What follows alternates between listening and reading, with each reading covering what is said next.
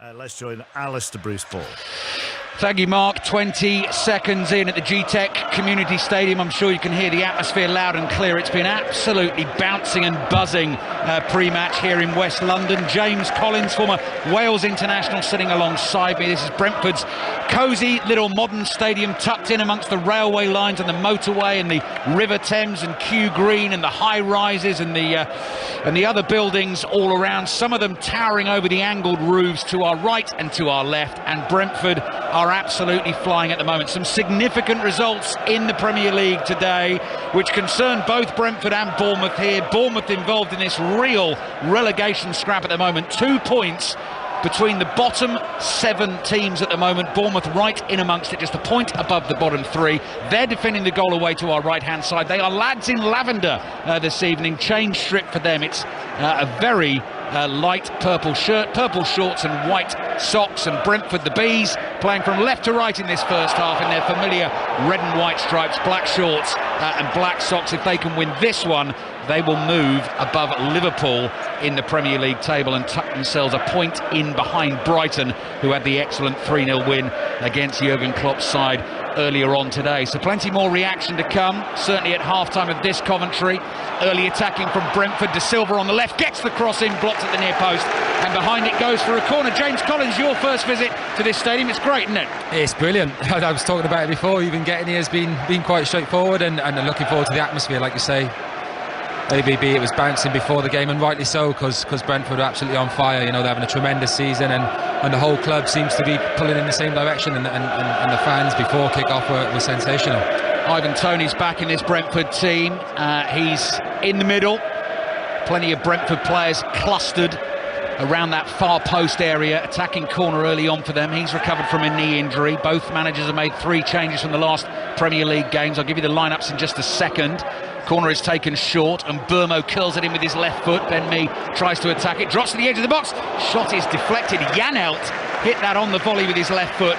Took a touch on the way through, but not off a Bournemouth player.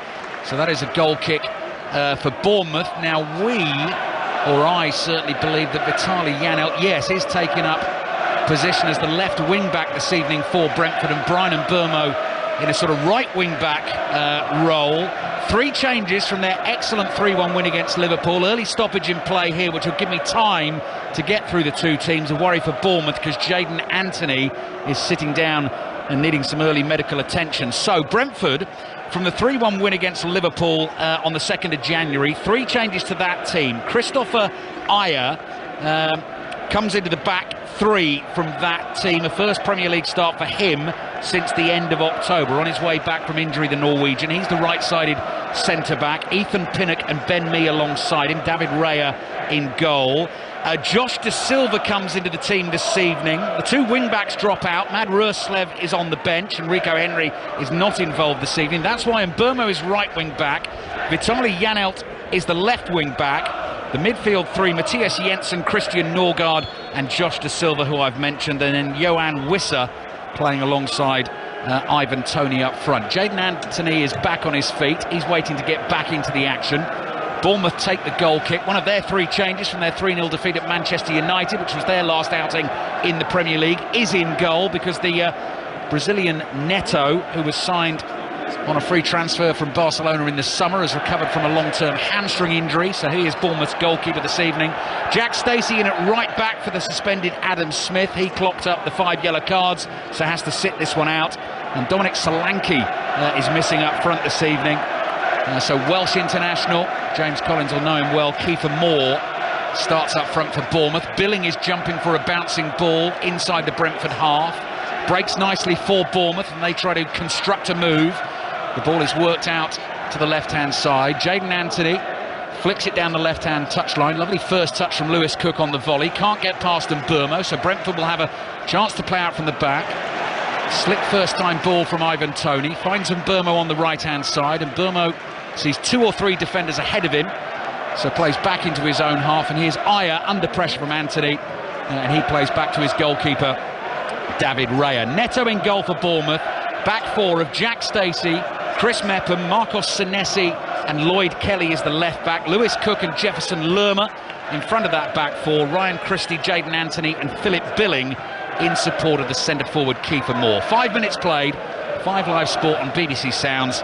We are settled, we are underway, and this is full commentary of Brentford against Bournemouth. So Bournemouth playing out, wide to the left, Lewis Cook whips a pass forward quickly, Kiefer Moore volleys it over his right shoulder, makes it awkward for Ethan Pinnock, goes shoulder to shoulder with the Brentford defender. Pinnock gets back at him, clears with his right foot, and away it goes for a throw-in to Bournemouth. Early thoughts from James Collins. Yeah, it's a steady start from both teams. ABB, you know, they're sort of feeling each other out, keeping possession. I noticed they put a lot of water on the pitch before the game, so it's zipping about nicely, and to go with the atmosphere, it's been a good start. Jayden Anthony gets the ball back from Billing, crosses in to the Bournemouth penalty area. Pinnock heads it away. Jefferson Lerma, the Colombian, side foots a pass to Stacey. Stacey is busy on the right, plays the ball to Christie. Christie feeds back towards the halfway line. Nice stroke pass from Kelly, wide to Anthony on the left. Cross comes in with his left foot, good delivery. Ball is headed away. Lerma gets the next header on the ball. Senesi nods it up in the air. Ben Mee gets a big shout from the Brentford fans as he wins a header. Wissa chests it down. He's under pressure inside his own half. He wants a free kick. He's not going to get it. And Bournemouth win the ball back. Goes without saying, particularly for Bournemouth. Massive game for them. 7 defeats in their last 8 Premier League games. Lost the last 3 without scoring a goal in the Premier League since the World Cup. And here they come on the front foot with Anthony. Anthony just pokes the ball back to Lerma. You can see that moisture glistening on top of the pitch here. The sprinklers were spraying heartily ahead of kick-off, and it's a bare pitch actually, James. I mean, it's playing nicely, but in patches it's a bit muddy. Yeah, certainly not the best pitch I've seen for such a lovely stadium and a new stadium. The pitch hasn't quite lived up to what I thought it was going to be, but I was just going back to it. I'm looking forward to the battle between Kiefer Moore and Ben Mee. I played against Ben Mee a lot. He's very strong in the air, and clearly in the early stages Bournemouth are trying to get the ball wide to get it into Kiefer Moore, get it in the air, get crosses in, and obviously Ben Mee's tremendous in the air, so it'll be an interesting battle. Great centre forward play from Kiefer Moore, held off a challenge from Norgard, gets the ball out to the right hand side, cross comes in from Stacey, that's blocked, and it goes behind for an early corner to Bournemouth. So good start made by Bournemouth since the resumption of the Premier League. 3 defeats against Chelsea away, Crystal Palace at home, which will be the really disappointing one, and Manchester United away without scoring a goal.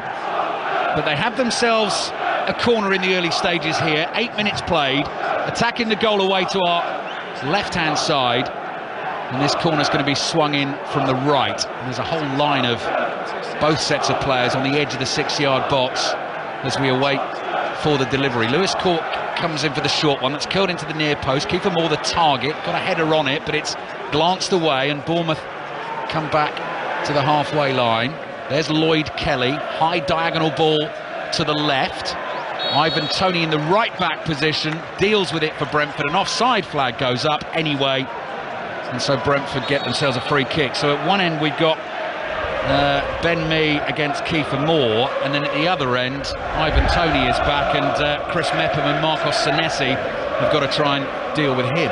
Yeah, tough task, you know, trying to keep Ivan Toney quiet. He's had a tremendous season. Like I said, they didn't miss him too much against Liverpool, but he does bring that difference to Brentford. You know, the goals he scores, and you see him there back in the right back spot, you know, winning his defensive headers, you know, working hard for his team. So yeah, we've got 2 centre forwards, 2 battles at either end of the pitch. That'll be very interesting today.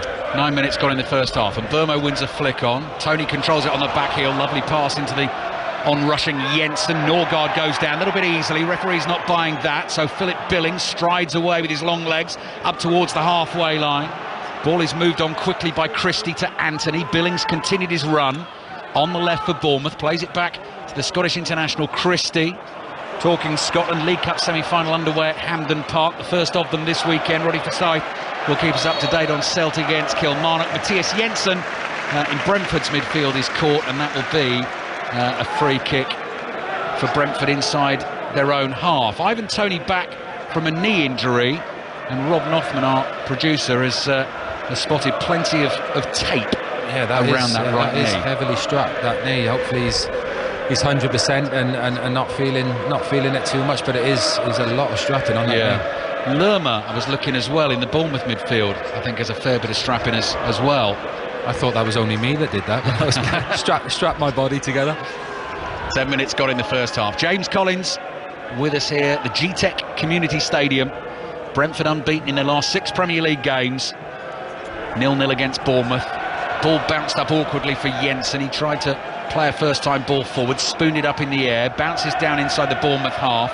Fairly blustery inside the stadium as well, so that's making it ever so slightly trickier for the players. Here's Ben Mee, keeps the ball on the deck, which makes it a little bit easier. Josh De Silva with his left foot strokes one back into his own half. Pinnock plays it here to Christopher Ayer. He's given encouragement to make a move down the right. Cross into Mbeumo was totally unmarked on the edge of the box. He couldn't control it, and Bournemouth try and come on the counter.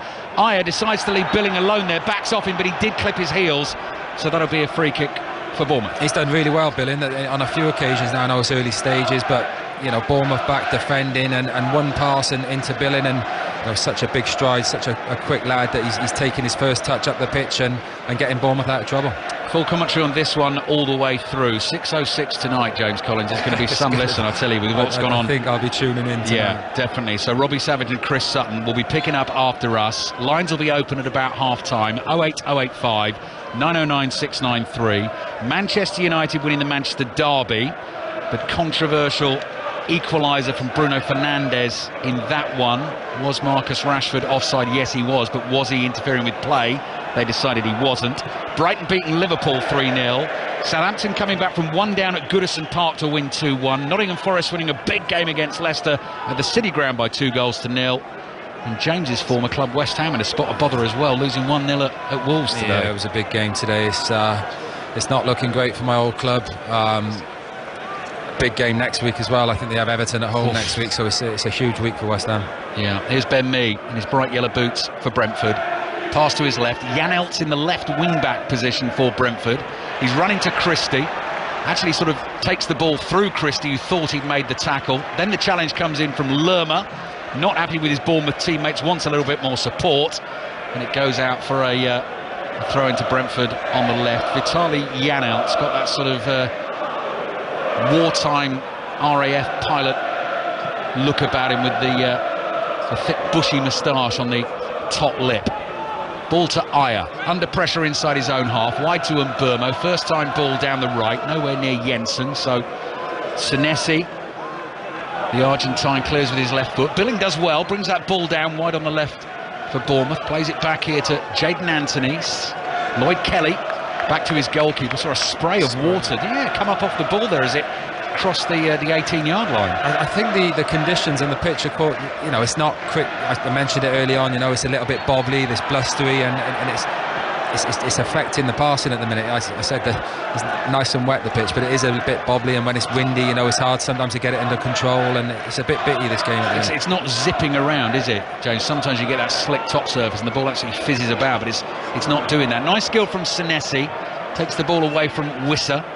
Bournemouth have it with Stacey in the right back position.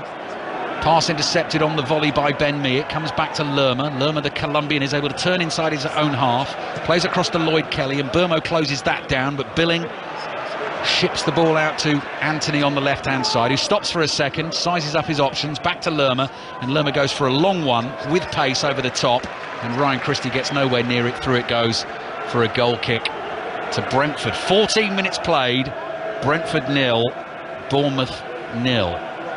David Raya, all in yellow. Brentford's Spanish goalkeeper has got Ben Mee standing right next to him in the 6-yard box, but instead he's going to drill this ball right down the middle of the pitch with his right foot. It goes spinning up in the air. Ivan Toney flicks it round the corner. De Silva can't get onto that. Here's Lerma. Lerma into midfield to Christie. Stopped in his tracks, and now it breaks nicely for Wissa. And Wissa's on the move at speed up to the edge of the box. Low bouncing cross into the area, cleared away by Senesi. Clever header sideways from Norgard. Saw Janelt in a bit of space, back to De Silva, tries to get a pacey cross in first time. Blocked by Christie, throw in for Brentford. Yeah, it's good from Brentford. It's got the crowd up as well. It's what it needed, a bit of possession in Bournemouth's half and get the crowd up, and just for the odd loose pass, you know, it was a good position for Brentford. Ryan Christie's just taken a breather. Might have had the wind knocked out of him there, because De Silva really caught that cross with his left foot. Christie got his body in the way, so He's just getting his breath back. Referee stopped the game. Our referee, by the way, is the Australian Jared Gillett, who's in charge of this one. All in black. He's happy for us to get back underway.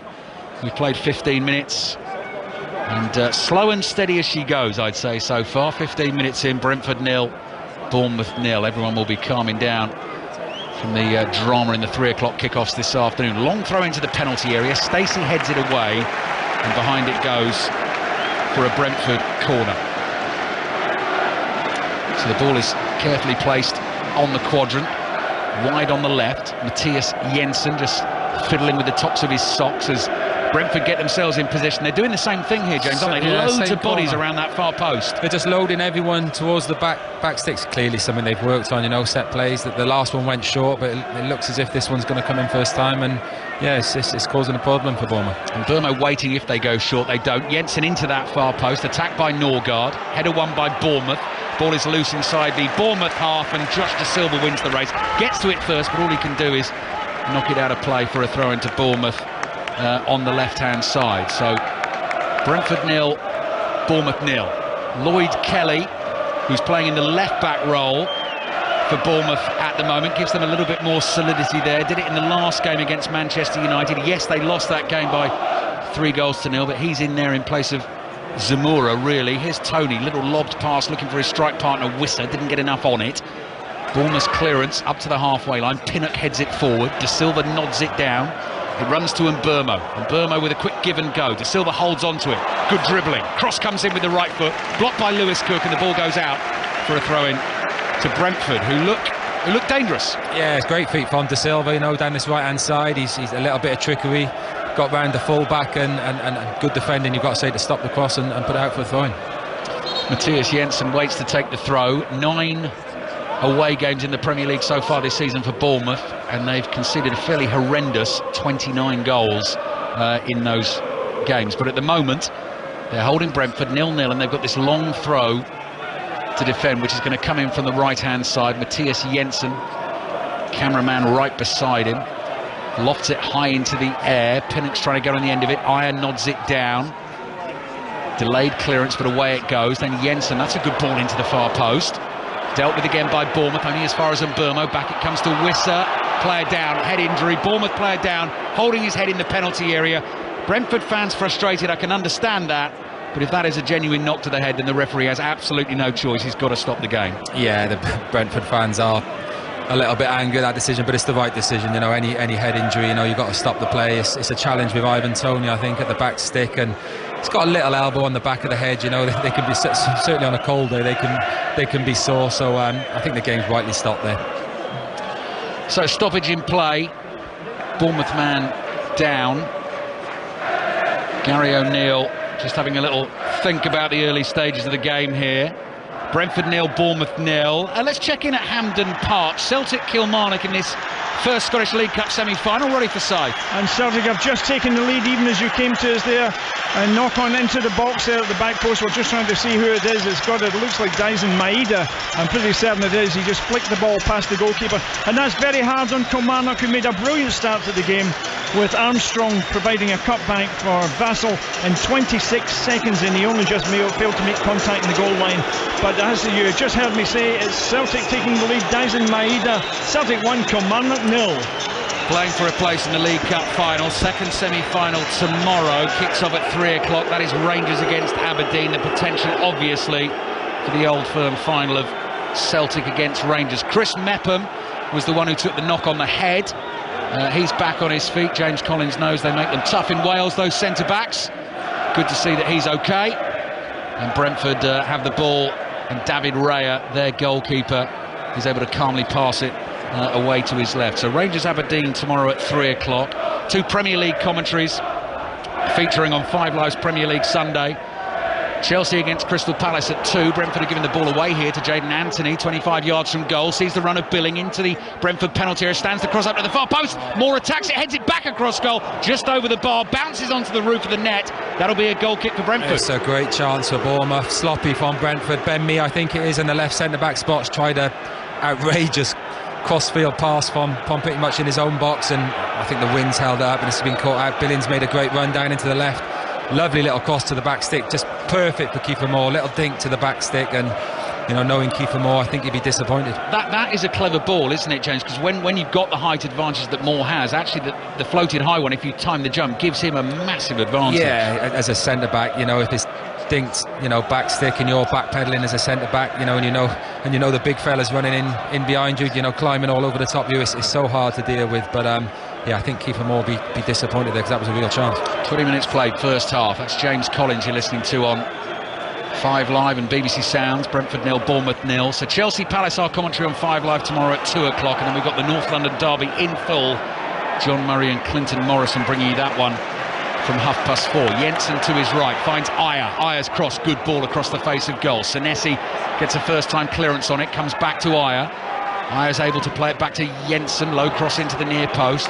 Thumped away again by Senesi, and out for a throw into Brentford on the right. Newcastle Fulham kicks off at 2 tomorrow. That is a commentary as well. That one is over on Radio 5 Sports Extra. If you're a fan of your rugby union, lots of European Champions Cup action on Sports Extra, and at the moment your commentary is La Rochelle against Ulster, and then at 8 o'clock tonight we've got Ospreys against Montpellier. Throw in for Brentford. Ayer to take it on the right. Back it comes here to another mustachioed Brentford man. That's Ethan Pinnock across to Ben Mee.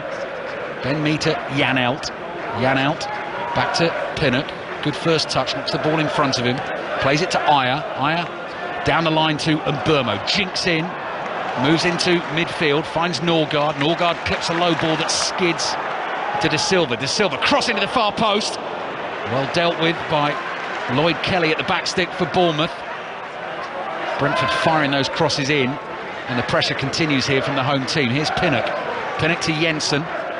Jensen down the inside right channel finds his Norwegian centre-back Ayer. Ayer's got 2 of those lavender shirts behind him. Jensen crosses in high on the half volley, headed away by Stacey, but Bournemouth just can't get hold of the ball at the moment. Here's De Silva. Yeah, you mentioned there, ABB, a lot of crosses coming in from Brentford. They've actually defended them really well, Bournemouth. They own 6-yard box defending it. But if I was Gary O'Neill, I'd be screaming at my fullbacks to get out and actually stop the cross, stop the ball coming into the box, because you can't carry on with the quality of Ivan Toney and what Brentford got. You can't continue to keep that, keep letting that happen, the ball coming in the box so easy. Pressure building from the home team in this great run of form since the resumption after the World Cup. Got the 2-2 draw against Tottenham. Tottenham actually came back from 2-0 down in that one. Won 2-0 at West Ham. I know James saw that game, and then beat Liverpool by 3-1 right at the start of the new year. Mee's ball out to Wissa, wide on the left. Forward into the feet of De Silva. De Silva trying to hold off Christie. Janelt dummies a ball forward with his left foot, lets it run beyond him. Out it goes for a throw into Brentford. Throws it to Mee. Little 1-2 between him and Janelt. And Mee plays infield to Pinnock, and Pinnock decides to come back to the goalkeeper, David Raya. Billing jogs towards him. Raya's got plenty of time to fire this down the inside right channel. Lloyd Kelly wins the header for Bournemouth. And Mbermo, first-time ball, doesn't find Jensen. Here's Senesi, Bournemouth centre-back, across to Lewis Cook on the left inside his own half. Back to Lloyd Kelly. Kelly to the Brazilian goalkeeper Neto, who's missed the last 9 games with a hamstring problem, but he's come in for Mark Travers between the sticks for Bournemouth this evening. And there's an ambitious ball, which Wissa has managed to turn into a throw-in for Brentford. It looked like Bournemouth were going to clear it with Stacey. Stacey was tackled, last touch came off him, and Brentford have now taken that throw. Here's Janelt. Janelt back to Mee. Come on, Brentford. You can hear booming out from the stands around us. Here's Wissa, giving a bit of encouragement to run at Brentford defenders. On he goes, diagonal run to the edge of the box. Across here to Matthias Jensen. Jensen to Ayer. Ayer side foots one to Mbermo. Corner of the penalty area. Back it comes. Norgard's low ball comes skidding into the penalty area. Mepham clears it away. Pinnock wins the header, nods it forward. Senesi stoops and nods it away. Norgard volleys a pass to his left-hand side, and at the moment the pressure is fairly unrelenting from Brentford. They just can't get their foot on the ball, Bournemouth. They're clearing their box, like I said, defending very well their own box, but when it comes out, they just can't get a foot on it and relax the play and have a bit of possession. Another cross in from the left-hand side from Janelt, very nearly turned into an extremely dangerous one for the goalkeeper Neto, who went back pedalling, caught it on the goal line and then bounced into his left-hand post. But safe hands, good keeping, and now he slings it out overarm. Billing flicks the header on. Kiefer Moore tries to hold it up. Pinnock in with the challenge. Brentford possession again. De Silva to Tony. Tony on the turn, looking for Wissa. The ball bounces back to Tony. Controls it on his right thigh. Plays it to Janelt. Tony is deep. He's 30 yards out. Floated diagonal, headed away by Kelly. And Bournemouth for Brentford. To Ayer, back to Mbermo. Mbermo skipping towards the byline, crossing to the near post, headed away. Jensen immediately returns it back into the box. Janelt controls it, plays back here to Ben Mee. Brentford fans wanting to shoot, doesn't do that. He's on a little run of his own here, tries to get the cross in, it's blocked, and Brentford win another corner. Ben Mee did really well, backed the play up, you know, again, Bournemouth clearing their box really well, but you know, like I said, they can't get a foot on it. Ben Mee's pushed up from left side centre half, got on the ball and done really well. And you know, I'm not sure many centre halves would have got a corner from that position. Matthias Jensen goes jogging over in his red and white striped shirt to take this corner for Brentford. They're well on top in the game, but it's 0-0 at the moment. And again, very similar lineup for Brentford. 1, 2, 3, 4, 5, 6, 7 players clustered in a really small circle around the far post. Then the whistle blows and they start to disperse and make different runs. Ivan Toney I can see heading towards the near post. Corner goes short to Mbermo. This is lofted up in the air. Ben Mee trying to get onto the loose ball in the box. Pinnock is there as well. He takes a tumble. His boots half come off, so he's putting that on, and Bournemouth are on the break. Lewis Cook has sped away down the left-hand side. Cook plays in field here to Anthony. Anthony's well tackled by Norgard. Could be a dangerous counter for Brentford here. That's Pinnock in the centre-forward position. Away he goes. Has he got the beating of Senesi?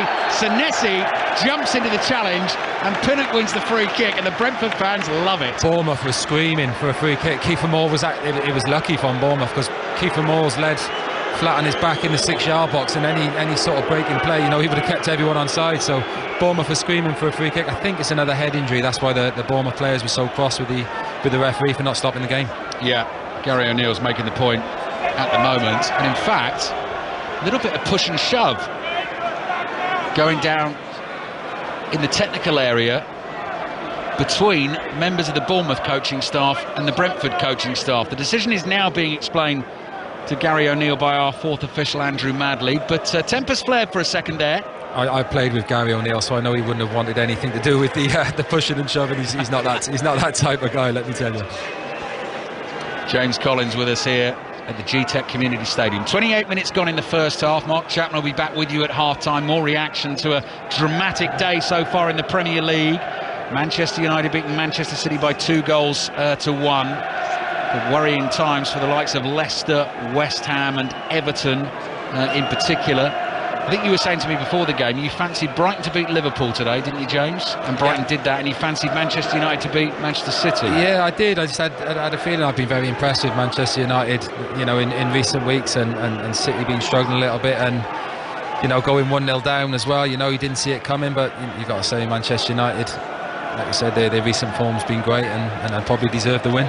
Third in the Premier League, 38 points, 1 point behind their City rivals Manchester City on 39, and Arsenal in our 4:30 commentary tomorrow, were they to win that North London derby away to Tottenham, would open up an 8-point, it's 5 points at the moment, an 8-point lead at the top of the Premier League table, having played 18 games, so almost at the halfway stage. Kiefer Moore just jogging round the pitch here to try and get back into the action. We're going to get restarted with a Brentford free kick right in the middle of the Bournemouth half.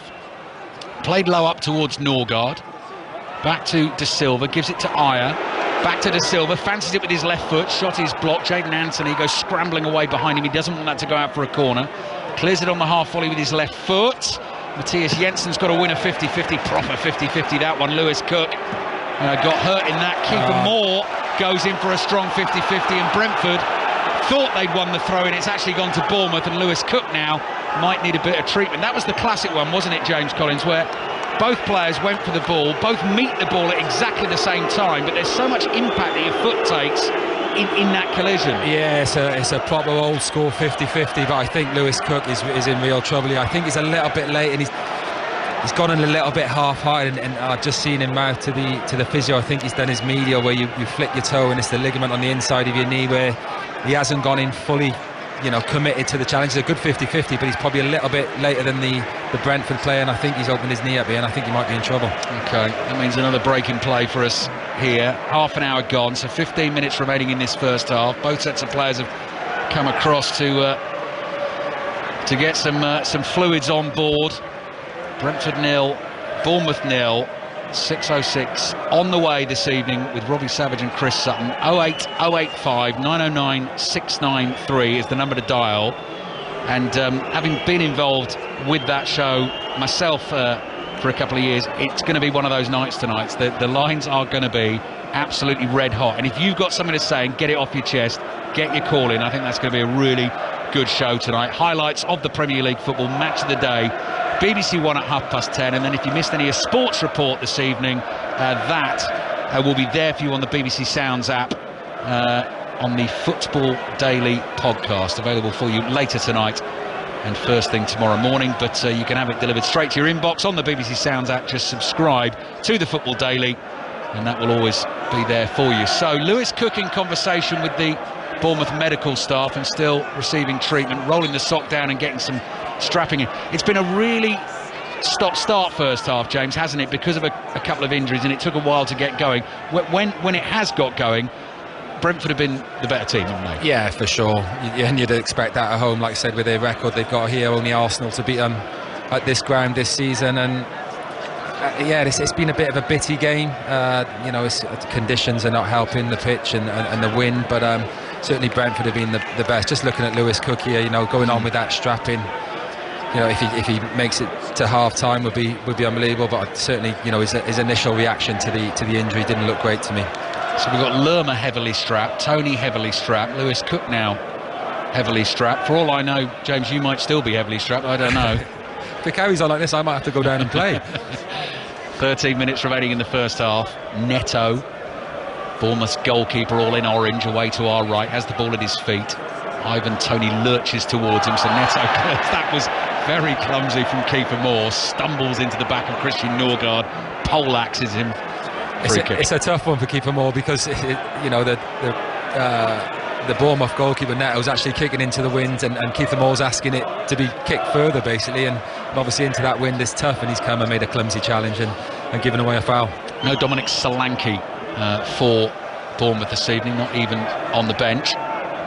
Here's Mbermo inside his own half, just curls a ball back towards Ben Mee. Ben Mee under no pressure at all, runs 5 yards to his left, low pass to Janelt, gets it back again. I think Lewis Cook's done here, ABB. I think he's just signalled over to Gary O'Neill that he's not quite right, and certainly in a game like this, you could see it. You look at players' reactions when they go in. You know when you've hurt yourself badly that you can't carry on. Fair play to him, he's had a go, but when it's an injury like that, best for him and the team that he gets himself off and gets looked after. Yeah, I understand the frustration of the Brentford fans, but I mean, Lewis Cook has got to give it a go. He thinks he can continue. He obviously can't. Down he goes, and so Bournemouth will make the change. When he signalled over his medial, it's one of them. With a knee, you can run around in straight lines, and you don't really feel it. But then, as soon as you try and pass the ball or anything side foot or twisting and turning with a knee like that, you're not right. And he's made the right decision in my eyes by going down, and it looks like he's going to be substituted. Yeah, Ben Pearson is getting ready to come on for Bournemouth. So let's get back to Hampden Park, Scottish League Cup semi-final. Celtic Kilmarnock, ready for sight. 33 minutes gone, Celtic still leading Kilmarnock by that goal to nil. You heard us call it for Dyson Maeda. For a spell there was a debate about whether it was in fact a Kyle Lafferty own goal, and the reason was that the Kilmarnock striker got underneath it as the free kick dropped from Aaron Moy, trying to put it behind his own goal, but the ball clipped off Maeda and went into the net. For a while it was granted to Lafferty, he doesn't want it of course, and finally it appears to have been credited by the SPFL to Dyson Maeda. Either way, Celtic are leading Kilmarnock by a goal to nil. 12 minutes to go to half time. Thank you, Roddy. Ben Pearson then is on for Bournemouth. 3 Premier League starts for him right at the start of the season, but only 2 substitute appearances in the league since then. Former Preston man, once part of the Manchester United Academy and an England youth international as well. Short, stocky midfielder, number 22 on the back of his lavender shirt. And we've got 11 minutes remaining in the first half. Still at Brentford 0, Bournemouth 0. First half of fits and starts, and a Kiefer Moore header that looped onto the roof of the Brentford net. Lloyd Kelly plays the ball back to his goalkeeper Neto. His clearance is headed forward by Ayer. Kelly wins the next header for Bournemouth. Here's Jensen wide on the right. He's given the ball away to Anthony. Tries to win it back for Brentford, but Kelly is able to clear with his left foot. Pinnock powers the header away. Pearson gets a touch on it. Ayer slides in. Good contact on the ball and manages to clatter it back to his goalkeeper, David Raya. So Raya just walks to the edge of his penalty area. Kiefer Moore comes running towards him. Raya plays it to the left and finds Me to Janelt. Brentford forward players start their runs. I think that's going to be beyond Whistle. He'll give it a chase, but it won't get there, and that will be a goal kick to Bournemouth. I don't know if you were listening to 5 Live Sport earlier on today. James McFadden and Alan Hutton, former Scotland internationals, James, were both on, and we're talking about refuelling and the amount of food they both ate when on international duty with Scotland. I bet they've eaten a bit more now they've retired. Was it similar with Wales? Were you disciplined? Did you pile in, or?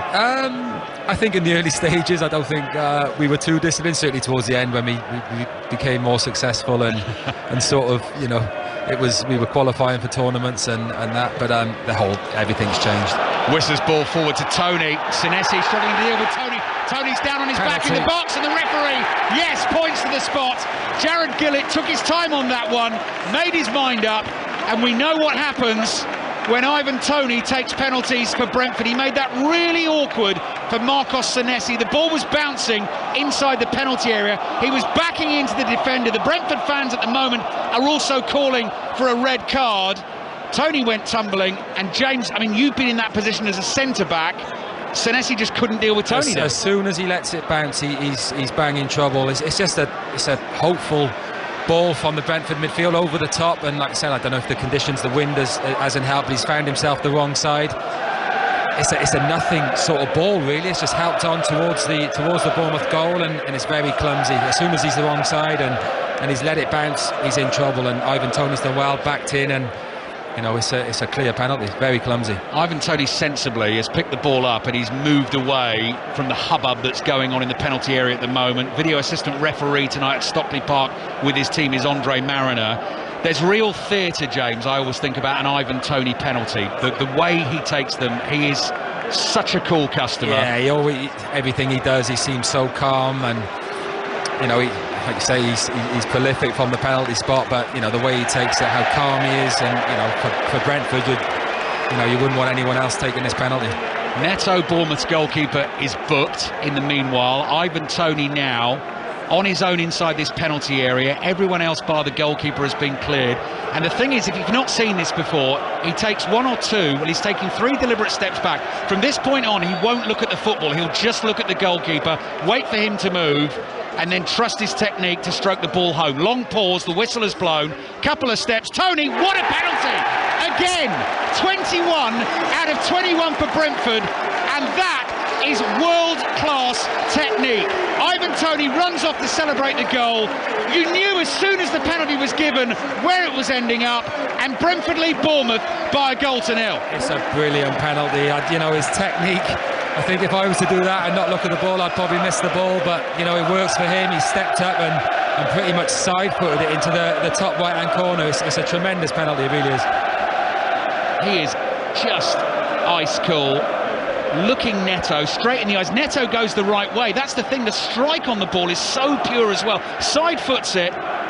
From 2 or 3 steps to side footed with that power, it's truly, you know, it's remarkable technique, and to get that power, like you say, with a knee that's heavily strapped as well. So he's clearly not injured, but yeah, it's nothing that Brentford don't deserve. You know, they've been on top this first half and rightly, you know, take the 1-0 lead. 14 goals for the season, 13 in the Premier League. That's already past his mark of 12 of last season in the Premier League. We're not midway through the season yet, and you can see he just relishes that moment and being the centre of attention and dealing with the pressure. And all the goalkeepers, James, you know, in this league will be watching him and studying him and trying to find a way to save these penalties, and at the moment they can't do it. No, it's his technique, the way, you know, if he's not looking at, you know, people have telltale signs where they look at what corner they're going in, or they look at the ball and their body angle, but it's such a strange technique, and well, clearly a good technique, but it's so difficult for the goalkeepers, and like you say, 21 out of 21, it's an incredible record. 5 minutes remaining in the first half. Ivan Toney's penalty has Brentford 1-0 up on struggling Bournemouth. 7 defeats in their last 8 Premier League games. More defending to do. Oh, here's Toney again on the turn. Hits it on the half volley and very nearly found the top corner, rising over the crossbar. Offside it would have been anyway. Flag was up. He is a handful, blimey. He is. Again, it's not great play from Brentford. You know, Bournemouth trying to clear the lines, can't really clear the box, and it's just little. You know, they're getting on the second balls, and I say it's dropped to Ivan Toney offside. Yeah, but you know, it's a good strike and just gone over the bar. To those managers who had the foresight of sticking him in their fantasy teams this weekend, I congratulate you. I didn't do it, annoyingly, but I know plenty who have, and he has been ever so consistent this season, Ivan Toney. Brentford leading Bournemouth by 1-0. 4 minutes remaining in the first half, and here's Ben Pearson. That was the other blow for Bournemouth. They've lost Lewis Cook in midfield. Lerma trying to find the ball to Billing, intercepted by Norgard. Jensen's hurried first time pass doesn't find its target. Bournemouth have won it back. Here's Lerma. Bournemouth have got to find a way just to threaten and score a goal. I was just thinking that, you know, you look at their record, you know, since the World Cup, haven't scored a goal. They're 1-0 down at a tough place. You know, they need to do more. The final third hasn't been anything really. You've got Kiefer Moore. There hasn't probably been enough crosses. They need to find something desperately. Scoop ball forward dealt with by Brentford. Here's Ben Mee. Ben Mee plays to his left, plays it to Janelt. Janelt is chased by Kiefer Moore.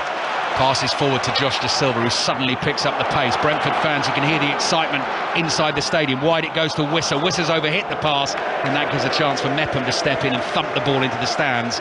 Throw in for Brentford wide on the left. So under Gary O'Neill, once he'd taken over from Scott Parker, he was unbeaten in his first 6 games with 2 wins and 4 draws. Then lost the next 4. But won both games against Everton just before the World Cup, and has now lost all 5 games since the World Cup in all competitions. Obviously went out of the FA Cup at home against Championship leaders Burnley. I saw Burnley and Sheffield United both won today, again in the Championship. Ipswich won, Plymouth won. It finished in League One. Sheffield Wednesday got a win, so that top 3 race, very interesting in League One. Long throw into the Brentford penalty area. Toney tries to control it. Josh Da Silva, speculative volley, doesn't quite get it right and skids the ball away for a goal kick to Bournemouth. Brentford 1, Bournemouth 0. Neto picks the ball up. He's on a yellow card, got to remember that as well. Having another little look here at the Senesi challenge on Toney. They almost link arms here, James. So Senesi's got his arm sort of under Toney's armpit, and Toney's quite happy, I think, for him to have it there, and then Senesi just basically all over Toney. Here's Toney again, trying to turn inside the penalty area. Lloyd Kelly clears the ball away. Lovely first touch from Ethan Pinnock. Brings it down on the halfway line, plays it to Mee. Mee down the left-hand side, can't find Wissa. Christie into that Bournemouth midfield, finds Lerma. Pearson under pressure, plays back and nearly gives the ball away. Bournemouth just get away with it. Here's Pearson again, tries to make certain with this pass wide to the left to Anthony. Anthony plays back to Kelly. He's under pressure from Matthias Jensen for Brentford. Pinnock wins the header again, wide on the right on the halfway line. Pearson nods it forward for Bournemouth. Billing chips it up to himself. Tall man, the Dane. Billing wears number 29, flicks the ball off Jensen, out it goes for a throw into Bournemouth. So yeah, just on the challenge again there, James, on Senesi on Toney. Yeah, as soon as he, I said it, you know, when they scored the goal, as soon as he lets it bounce as a centre-half, and someone as strong as Ivan Toney and clever with his body, you know, backs in, he was in trouble. And like I said, it's a real clumsy challenge from Senesi, and you know, it was coming. You know, we mentioned the balls into the box. You know, they were getting on all the second balls in this first half, and putting Bournemouth under pressure, and deserved the 1-0 lead. Comfortable for Brentford at the moment, leading Bournemouth by 1-0. Ivan Toney, I think, has passed the ball straight out of play. So Bournemouth, if they do lose this game, will be 1 point above the bottom 3. Goal difference is the worst of any team in the division, actually, at -22 at the moment. Point above West Ham and Everton, who both lost today, and Southampton, who are sitting bottom of the table but got that crucial win at Goodison Park. More reaction on its way shortly here on 5 Live and BBC Sounds. Ball is wide on the right, just inside the Bournemouth half. Kelly slides in to win it. Then Pinnock jumps in just to beat Kiefer Moore to it. Knocks it out for a throw into Bournemouth. I'm sort of struggling to see what Bournemouth's game plan is a little bit, ABB. You know, they've got Kiefer Moore up front. They don't know whether quite to go long to Kiefer Moore. I know they like to play football, Bournemouth, but I think they need a plan. You know, they're either going to go long like they just have, or they're going to try and play. And for me, the conditions are not quite there to play how they normally play, so they need to change something. Ryan Christie very nearly onto a longer ball through the middle there. Ben Mee just got a toe on it. Back it comes to David Raya.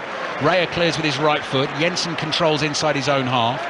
Steps away from the Jayden Anthony challenge. Norgard's giving the ball away. Ben Pearson onto it for Bournemouth. Fancies the shot, just took a little bit too long. Comes to Billing. Good hit by Billing. Raya saves and Christie tries to get onto the rebound. It wouldn't fall for him, and Raya gratefully flops onto the ball on the edge of the 6-yard box. Yeah, a little bit more direct, if you like, from Bournemouth, who just mentioned, and you know, the ball's gone forward, it's dropped, and they've got on a second ball, and they've had a decent shot on target. But like I said, I'm struggling to see what they're trying to do. They're playing it into midfield, back to the defenders. The defenders not sure whether to go long to Kiefer Moore or play short. So I think Gary O'Neill at half-time here needs to have a word with his players and come up with a plan, whether they're going to go long or they're going to play, because at the minute they're doing neither.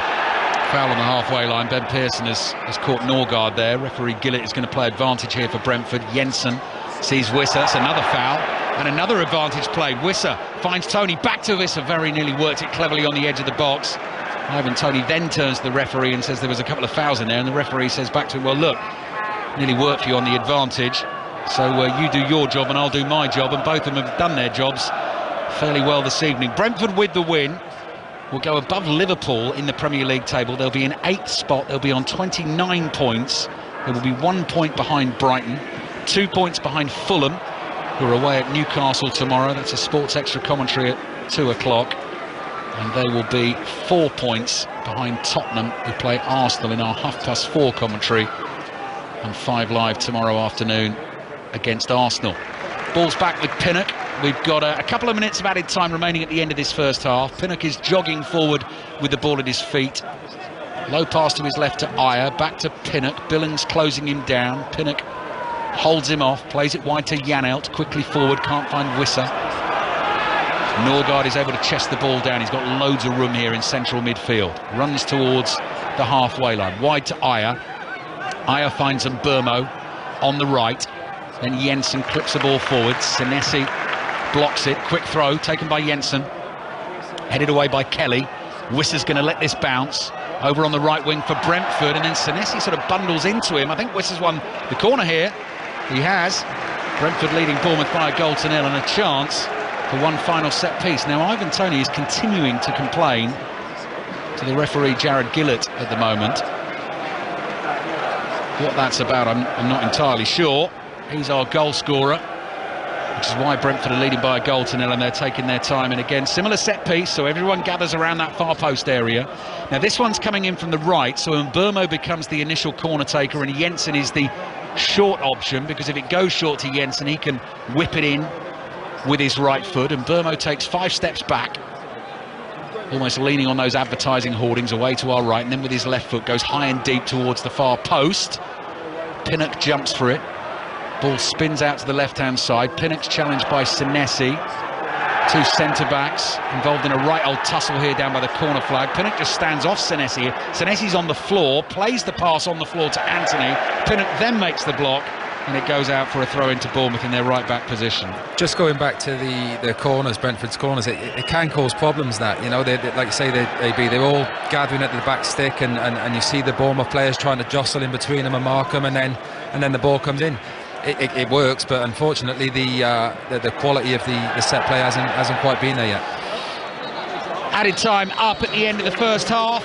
Brentford, the form team going into it, the better team in the first half. It was stops and starts. It's a penalty that separates the two teams. Ivan Toney, in his usual remarkable penalty-taking fashion, stuck it away past Neto and James Collins. Brentford deserve their lead, don't they? Yeah, for sure they do. ABB, they've been the better side. Like I said, it hasn't been the most fluid of games. You know, conditions haven't been great. The pitch is quite bobbly, and yeah, they deserve it. Like going back to the penalty, it was sloppy from Bournemouth. As I said, it was a hopeful ball from the centre circle towards the Bournemouth goal, and Senesi, the Bournemouth centre back's got the wrong side and been very clumsy and brought Ivan Toney down. And like I say, it's exactly what Brentford deserve. Brentford lead Bournemouth by a goal to nil at half-time. Hot drinks have already arrived. Mark Chapman was quite critical of Rob Nothman's biscuit provision at the FA Cup tie last week at Gillingham. This evening, Mark, we've gone for a chewy and fruity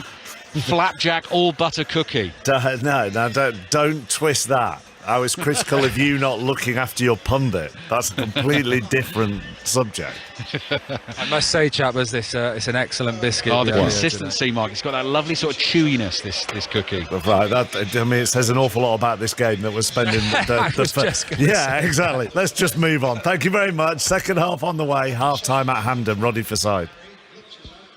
Glasgow driving rain, icy rain, which has cleared the punters from the front rows, but the Celtic fans are happy. They've seen a fairly typical Celtic performance. 80% of possession, one shot on target. That's the one that counts and divides the sides at half-time. And it wasn't even their contrivance to get it. It was, in fact, attempted clearance by Kyle Lafferty from a dropping cross by Moy, and he struck it. He tried to strike it behind his own goal, did the Northern Irish Kilmarnock striker. Instead it clipped off Dyson Maeda and went into the net.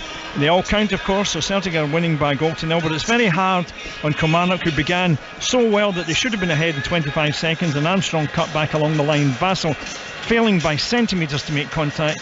Then Armstrong forcing a corner kick, Donnelly heading wide, and in the 6th minute Lewis Mayo shooting, and Hart doing extremely well to tip wide for a corner kick. But the only ones that count are the ones that finish in the net, and that one goes to Dyson Maeda. Celtic 1, Kilmarnock 0.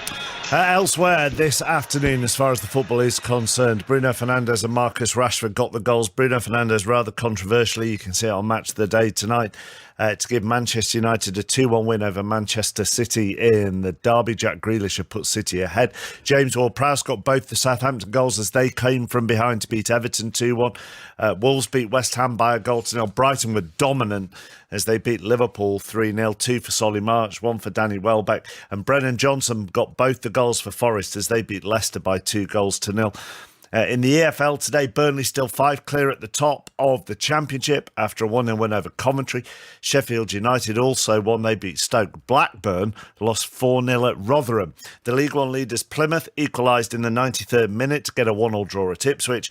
And in League Two, the leaders Leyton Orient were held to a goals draw at home to Barrow. Bottom of the table, Gillingham beat next to bottom Hartlepool. Plenty of reaction to come before the second half of Brentford Bournemouth gets underway. First, here's Alison with the news. Listen on BBC Sounds. This is BBC Radio 5 Live. 3 women and a 7-year-old girl are in hospital after a shooting where a funeral was being held at a church near Euston Station in North London. Their injuries are not thought to be life-threatening. Officers believe the shots were fired from a moving vehicle. There have been no arrests. Russia says the UK's decision to supply Kyiv with tanks will prolong its invasion of Ukraine and lead to more casualties. It's believed around a dozen Challenger 2 models will be provided. The regional governor in the Ukrainian city of Dnipro says at least 5 people have been killed by a Russian missile which struck a block of flats.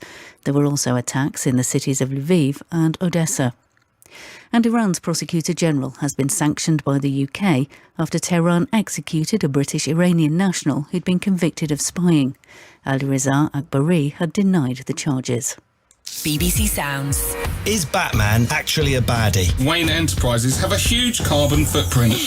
What's really going on with Marvin Gaye? The moment you play it, everyone's raising eyebrows. Was Cleopatra a snake or a saviour? She's manipulated Roman leaders. Maybe she had a great personality.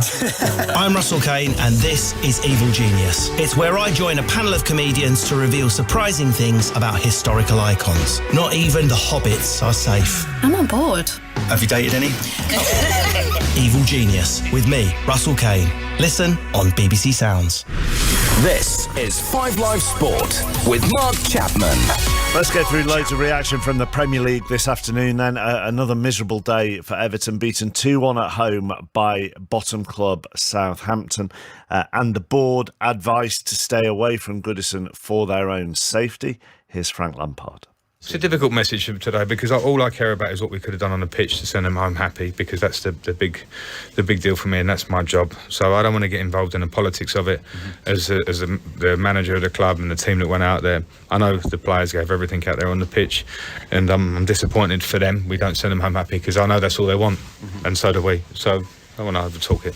But Frank, it is a difficult situation. It has been a difficult situation, and with the announcement today through the club that the board of directors wouldn't be here for their own safety, it kind of sets the mood. How do you distract your way and divorce your way from that? As a person, as a manager of the club, I have to find my ways to do that, because I have relationships in the club and I work and we communicate and we all want results. But you also have an understanding of what passion means with the fans and what they want, and some things have happened here obviously years before I've been here. So I came in here very fresh last year trying to get results to keep us up. We did that, and now we start again. As I said in my press before the game, I felt that was the start of the next stage, and it's tough. So I just think the important thing for me is to focus on my job, on what it is, and I understand it's a difficult situation. I'm a big boy. I'm very okay with taking on difficult situations, and that's where we're in. Is it any different as a player in difficult situations, having you said that you've been in those situations as a player and tough periods don't last, to being a manager? Is it any different? Yeah, because there's a bigger responsibility as a manager. You know, I have to speak to you after every game. Players occasionally do, or whatever. Those things are part and parcel of the job. But I've always been a big believer in personal responsibility. The players have to take theirs and I have to take mine. And maybe mine's more broad because of what this job entails, and I understand that. And again, when you take on this job, sometimes you're pretty proud to do it, because through good or bad, it tests you and challenges you. And so there's an easy life you can take, or there's a life where you want to challenge yourself and try and, get Everton Football Club to back where we want it to be. Frank Lampard with Juliet Farrington. Brighton were dominant as they beat Liverpool 3-0 at the Amex. Here are the thoughts of Jurgen Klopp with Andy Gillies. Jurgen, a very difficult afternoon. I wonder what your thoughts are after that. Yeah, I think a couple of times when after not so good games, when I faced journalists and they asked me, it was a frustrating afternoon, and I didn't use that phrase. Maybe I don't understand it 100% too often in my life. Today it's probably a very frustrating afternoon. It's a low point, very bad performance. But first and foremost, and most importantly, to say congratulations to Brighton, playing exceptional game. Really, really, really good. I thought in moments we made it too easy for them, but still was very good. And you saw a very well organized team against a lesser good organized team, or against a team who was organized in a way which didn't fit, because we tried a little bit different. We had a few things we had to change because of the players we have available, but still, when you go out there in the Premier League game, the things you want to see, everybody needs to be 100% convinced about it. To be honest, that didn't look like. And I didn't think it is too complicated, but it looks like, and that's obviously my responsibility. Wolves are out of the bottom three, and they've put West Ham into it after they beat David Moyes' side 1-0 at Molineux. Julian Lopetegui's now taken 7 points out of 12 since he became manager. Here he is with John Roeder. Your celebration at full time told us a lot, didn't it, about what that result meant to Wolves. It was a big, big win for your team, wasn't it? Yes, in the end, because there were 3 important points, but in the end only 3 points. We haven't done anything at the moment. We have to continue. I won't highlight the effort and the character and the personality and the commitment of all the players. It's the first time we have in the league the clean sheet. It's very important to work with clean sheet. But this is only 3 points. We have celebrated, of course, but we have to continue, because we have in front of us very hard and a very long race. Forest beat Leicester 2-0 at the City Ground. Brennan Johnson got both the goals.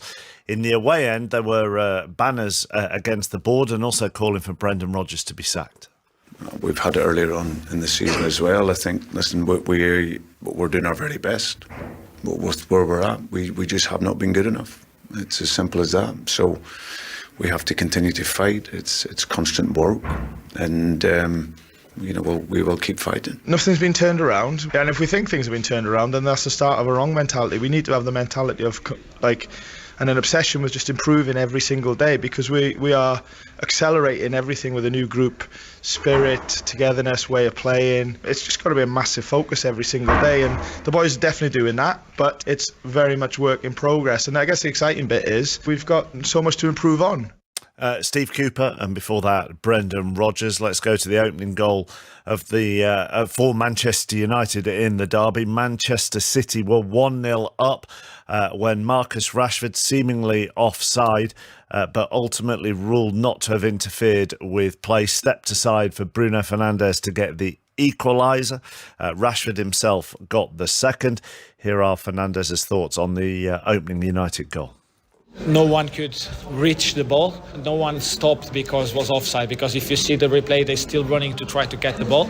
Obviously, I think it was a really tight one, and obviously it's frustrating for the ones that concede the goal. Really happy for us that we scored the goal, but I think it could go both ways. But obviously for me, I'm really happy that was a goal, but I think they can be frustrating. It was a really tight decision, a difficult one for the referees. But as I said, I think it was a tight one at the same moment that Rashid was offside and he was almost touching the ball. I don't think he interferes on any of the other players because they couldn't reach the ball either way. So, as I said, it's a tight one. It could go either way. They have their reasons to be frustrated. Bruno Fernandes there. 90 minutes of discussing how the offside rule will be interpreted.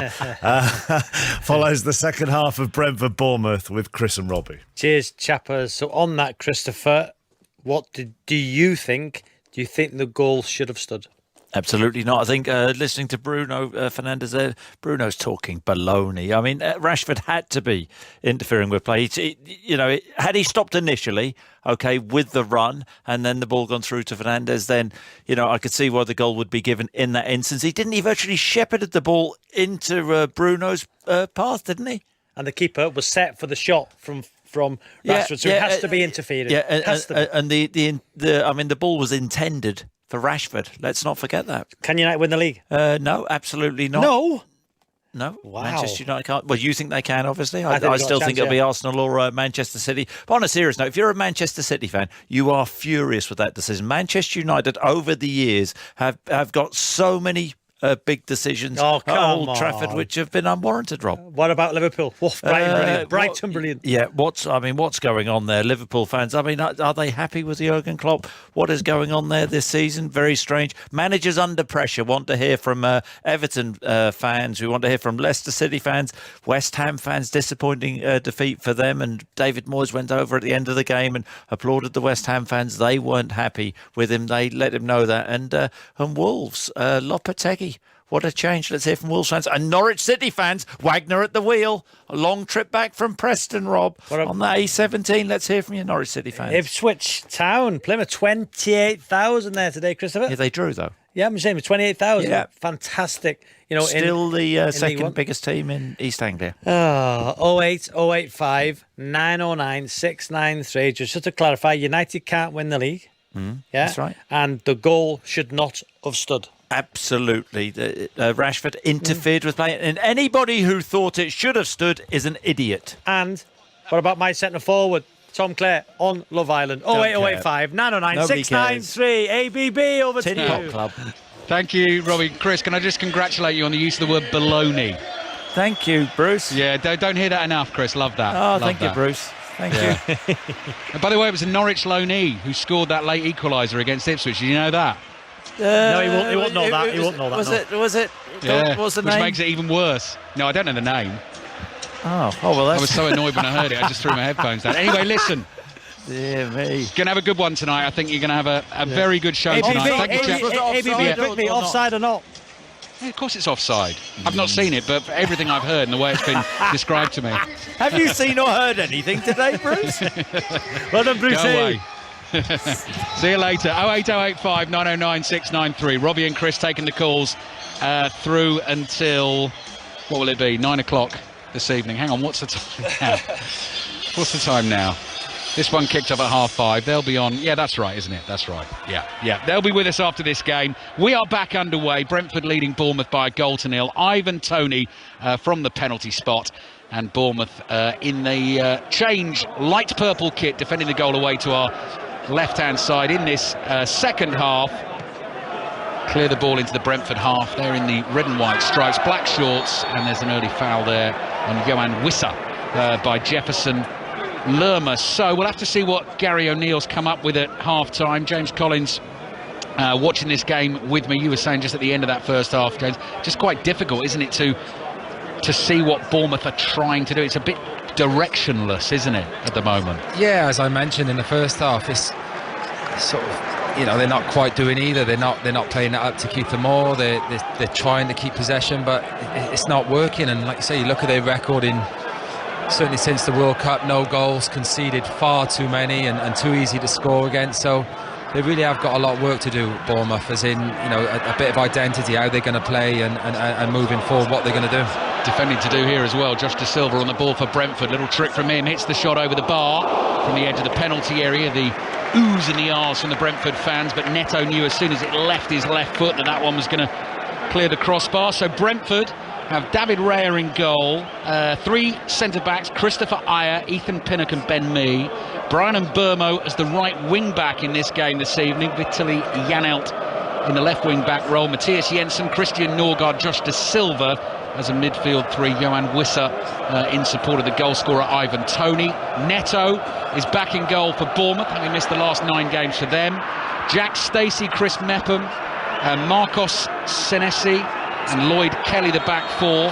Senesi gave away the penalty in the first half. Kiefer Moore is down holding his face. Both sets of players just making sure they get their word in with the referee as Jared Gillett comes over to make his ruling. Bournemouth are going to get a free kick. Lewis Cook and Jefferson Lerma, the 2 midfielders in front of the Bournemouth back 4. Ryan Christie, Jayden Anthony and Philip Billing as the 3 attackers behind Kiefer Moore. That was a Ben Mee sort of arm across Kiefer Moore's face, wasn't it? Yeah, James? definite foul. I mentioned it first half, it was going to be a good battle, both excellent in the air, but you know, Ben Mee's probably 2 or 3 inches shorter than big Kiefer Moore, and he's tried to use his arms and caught him in the face, but Kiefer Moore will be used to that. You know, he's a big lad, that's how he plays, and he's taking another knock. I think I might have said there Lewis Cook in that midfield. He of course went off in the first half, replaced by Ben Pearson, so it's Pearson and Lerma in central midfield. Bournemouth won an early corner in the second half.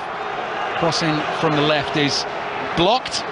This is big for them, ABB. The set plays, you know, that they need to get the delivery right. You know, they got Billing, who's a big lad. Kiefer Moore, who's obviously excellent in the air. So, you know, when they get in these positions, they got to make sure the delivery's spot on and attack the ball like, you know, meaning to score.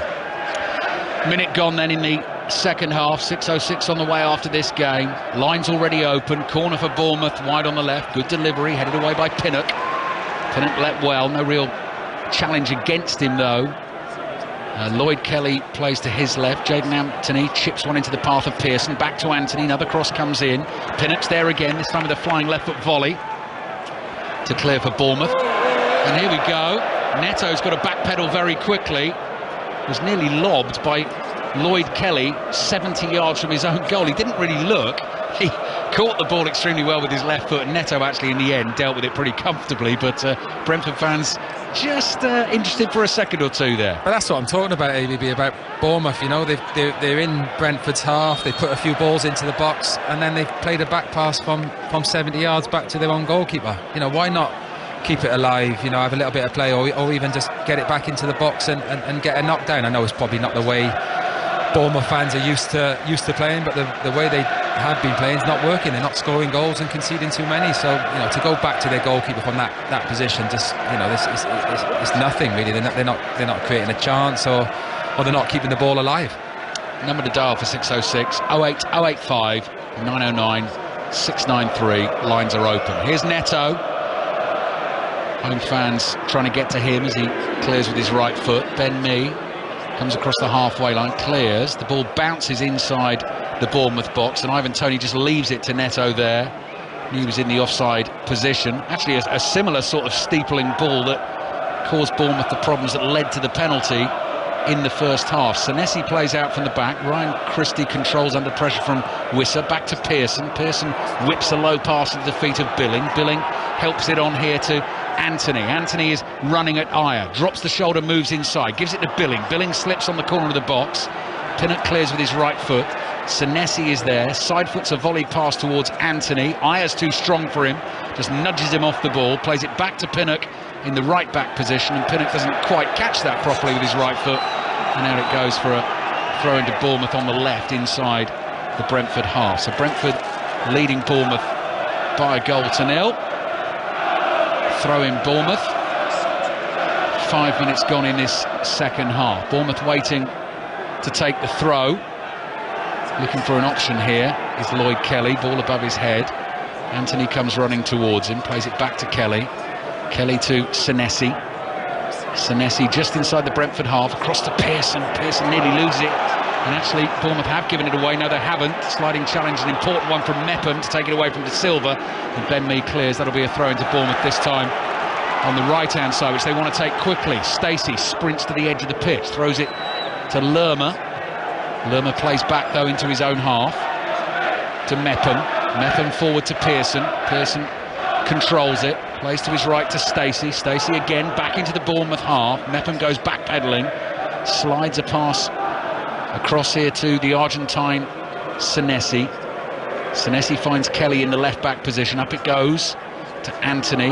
Run from Billing down the left. He's in a bit of space here and he's got away from Ayer. Takes one touch. Cross comes in, too close to the goalkeeper. Easily collected at the near post. Let's check in on the League Cup semi-final at Hampden Park. Celtic Kilmarnock ready for sight. 6 minutes into the second half, the rain still sheeting down unforgivingly here. Celtic still leading by 1-0. That goal coming when Maeda deflected a Lafferty attempted clearance into the net just before half-time. But Rio Hatate has just been declared offside after a VAR check after getting what he thought was the second goal for Celtic. So still Celtic 1, Kilmarnock 0, 52 minutes played at Hampden.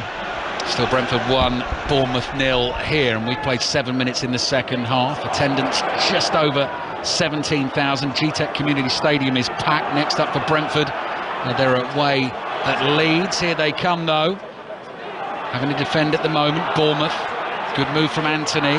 Cross hits Ayer, they appeal for handball. Jared Gillett had a good look at that and immediately says no penalty. Brentford clear, Bournemouth don't complain.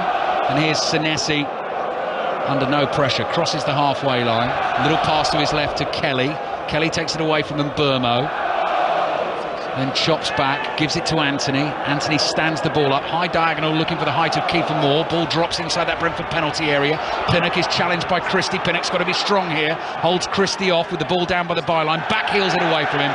Throw in Bournemouth. Here's James Collins. Better from Bournemouth, that's for sure. They've started the second half, but the better team. Clearly Gary O'Neill's had a word of his players because first half weren't good enough, but a bit of urgency, trying to keep the ball in play. You know, when it goes out for a throw-in, they're sharp on it, getting it back in play. So better from Bournemouth. Jayden Anthony's gone down. He's not been given a free kick. Brentford have been given a throw, and Matthias Jensen tells him in no uncertain terms that he thinks he's chucked a dive in there. We'll have to have a look on our monitors here. Let's have a little look. Anthony tries a trick.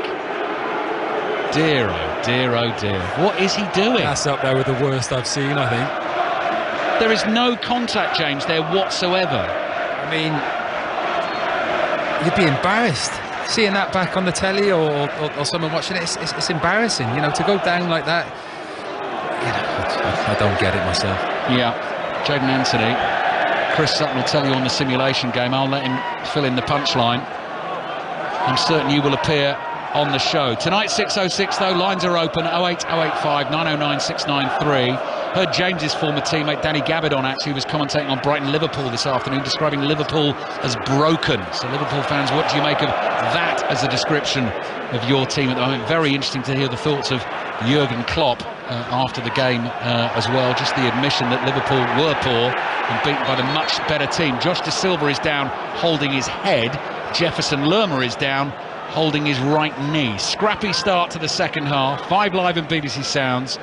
Brentford leading Bournemouth by 1-0. So De Silva's taken a whack on the head. Now that's Lerma's heavily strapped up right knee. Jared Gillett in conversation with players from both teams at the moment. And let's just have a little look at what happened here. De Silva's trying to control it. Mepham sort of bounced into the back of him. De Silva's gone down holding his head, and I didn't even see what happened to Lerma's knee. I'm not quite sure what's going on. Anyway, The game is about to get back underway with an uncontested drop ball. Ivan Toney says, I'm going to give this back to Neto. But no, referee says I've got to drop it for Bournemouth.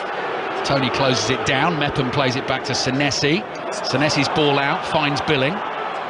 Billing beats Norgard, continues his run across the Brentford half. Support from Jack Stacey up from right back. Back to Billing here. Ben Pearson gives him a shout. 35 yards from goal in a central position. The bearded Pearson plays to Lerma. Lerma across to Kelly. Kelly on to Anthony. Anthony onto his right foot. Cross comes in. We've seen 3 of those in the second half, and Pinnock's dealt with all of them comfortably at the near post for Brentford. Curling ball to the right from Lerma. Good ball. Stacey takes a touch, drags it back, finds Christie. Christie lays it back to Ben Pearson. 1, 2, 3, 4 Bournemouth players on the edge of the penalty area, looking to make a run for a decent ball in. It's now come to Lerma. Lerma flicks a ball in behind the Brentford back four. Stacey is there, crosses deflected into the arms of Raya. Delivery just needs to be a little bit better, James Collins. Yeah, it is. You know, like you said, they've got themselves in positions this second half. Again, you know, I'm probably saying it because I know Kiefer Moore well and his strengths, you know, balls in the box, and they're a bit reluctant to play it at the minute. It's nice play there, just again the end delivery in the final third wasn't great, but they've had so many chances to get it into the box and cross and test this Brentford back four, especially with, you know, I mentioned him again, Kiefer Moore, and they're just not quite doing it at the minute. It is better from Bournemouth though, you've got to say, a lot more urgency and pressing and sort of trying to get themselves back into this game. Ryan Christie's ball forward, Kiefer Moore gives chase, can't keep it in play, so that's a throw-in for Brentford in their left-back position. We've played 12 minutes in the second half. Brentford leading Bournemouth by a 0-0, and as it stands, moving above Liverpool in the Premier League table. Celtic still leading Kilmarnock by a 0-0 in the Scottish League Cup semi-final. Second one of those tomorrow at 3 o'clock, that is Rangers against Aberdeen. Here's David Raya, Brentford's goalkeeper, all in lemon yellow, side foots a pass to his right to Ayer. Ayer's got Jaden Anthony for company, tries to play a 1-2 with Jensen. Jensen goes down as if he's been caught. Referee agrees that he has. Ben Pearson with the challenge, and Brentford get the free kick. So in terms of tomorrow's Premier League action, 2 commentaries here on 5 Live. Chelsea against Crystal Palace at 2. Graham Potter, another really important game for him, given the current goings-on at Stamford Bridge. Tottenham Arsenal in full at 4:30, and then 6:06 will follow that once again. And we're back into FA Cup replays next week in terms of our commentary. So Tuesday night we've got Wolves-Liverpool. Wednesday we've got Leeds against Cardiff. Brentford still waiting to take the free kick wide on the right-hand side. And Arsenal-Chelsea, the WSL is back tomorrow. Arsenal-Chelsea's a cracker in the WSL. Midday kickoff, that one in full on Radio 5 Sports Extra for you tomorrow. Good skills from De Silva for Brentford. Attacking position on the left. 2 Bournemouth defenders for company, making his way down to the pylon, looking to win the corner. Does win the corner. Done really well. De Silva there on the left-hand side, done really well. He's a lot of Bournemouth bodies around him. He's done well to play it off one of the Bournemouth defenders for a corner. So approaching the hour mark here at the GTEC Community Stadium. Corner for Brentford, no hurry to take it. It's the familiar 1-2, the combination of Mbeumo and Jensen.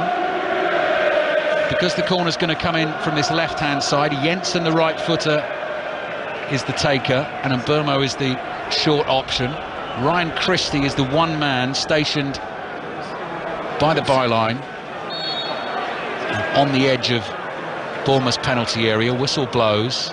Jensen holds his right arm in the air, goes short to Mbeumo. Mbeumo takes a touch and finds Josh De Silva, corner of the box. Crosses closed down. Jack Stacey gets a block on it. It runs to Mbeumo. Mbeumo, with the socks rolled down, plays it to Jensen. Jensen to Josh De Silva, who's got great close control. Jensen flicks it forward down the line to Mbeumo. Mbeumo, good touch and pass.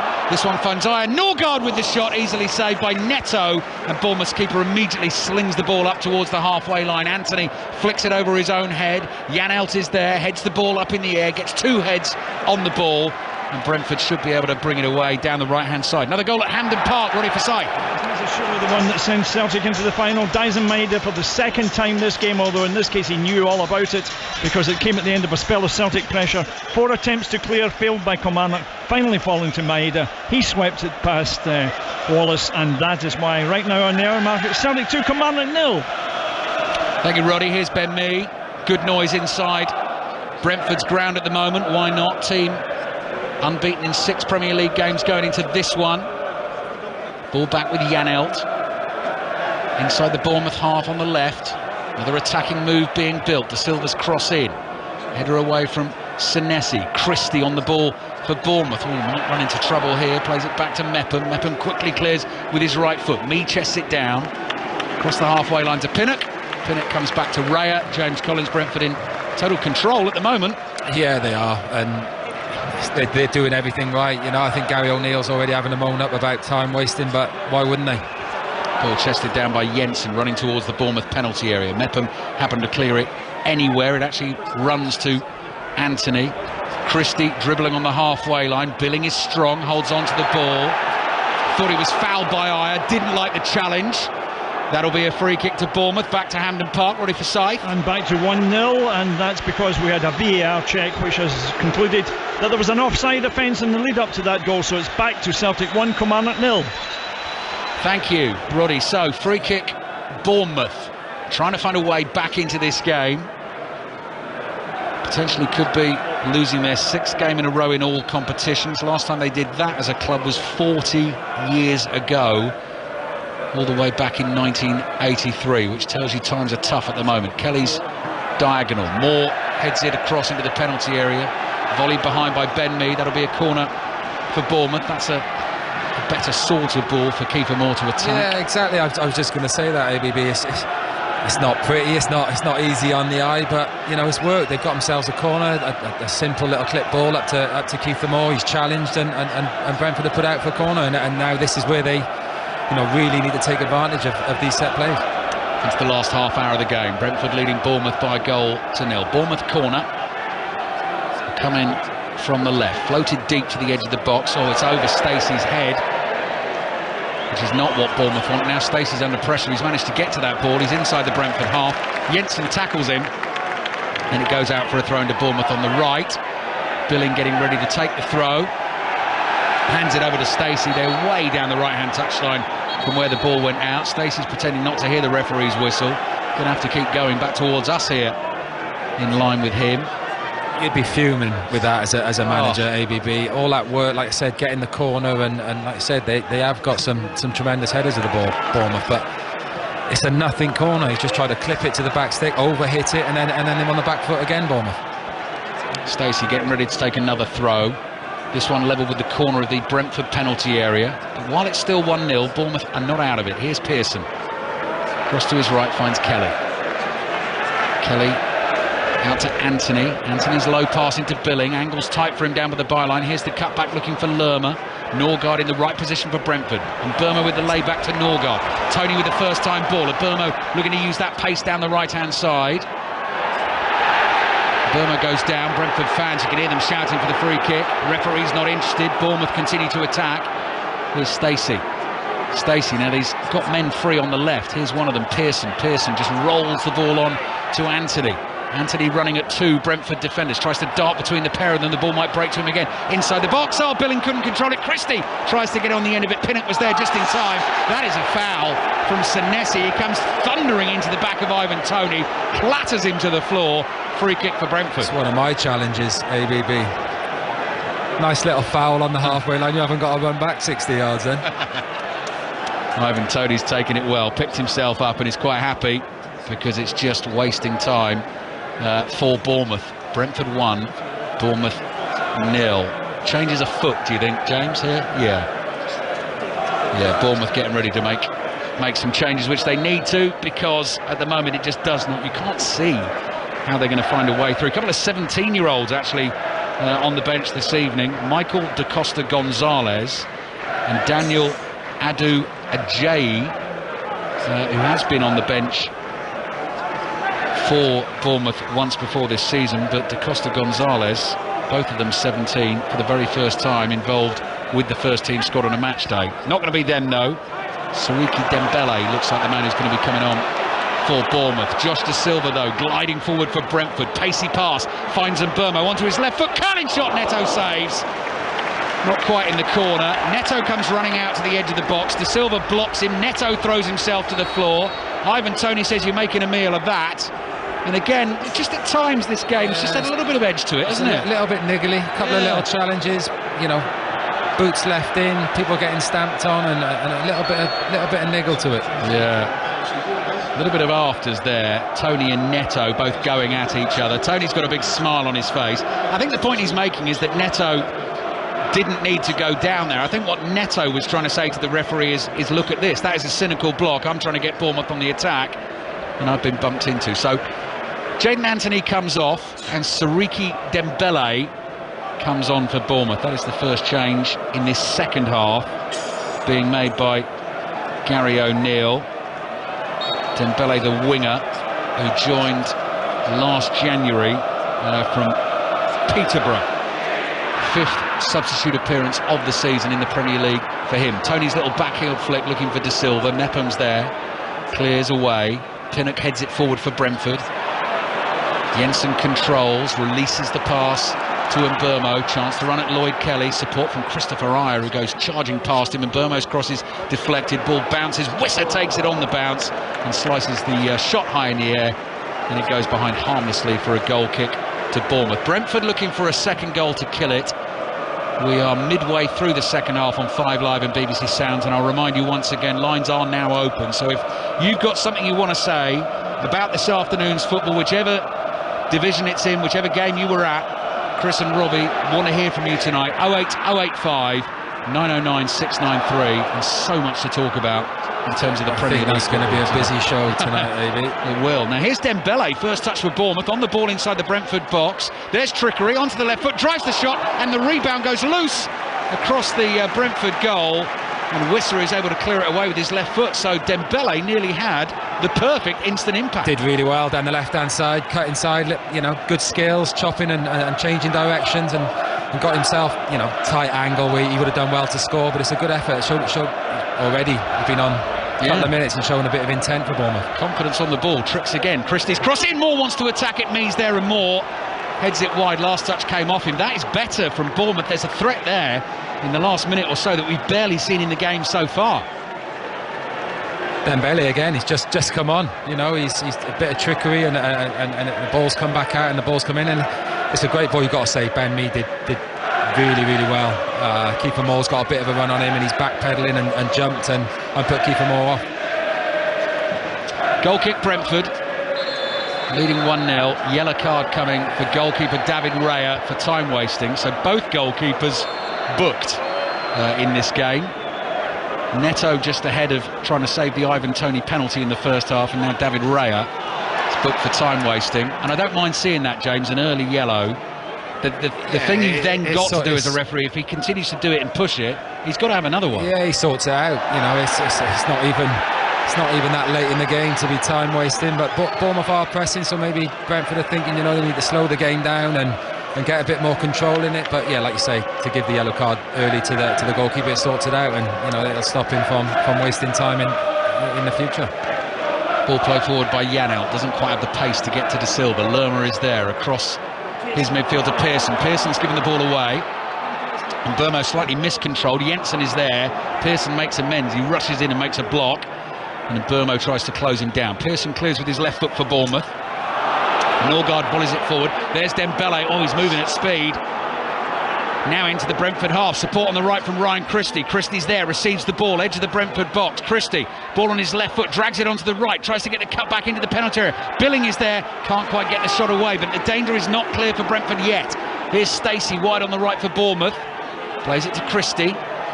Christie just sizing up his options. Got De Silva in front of him.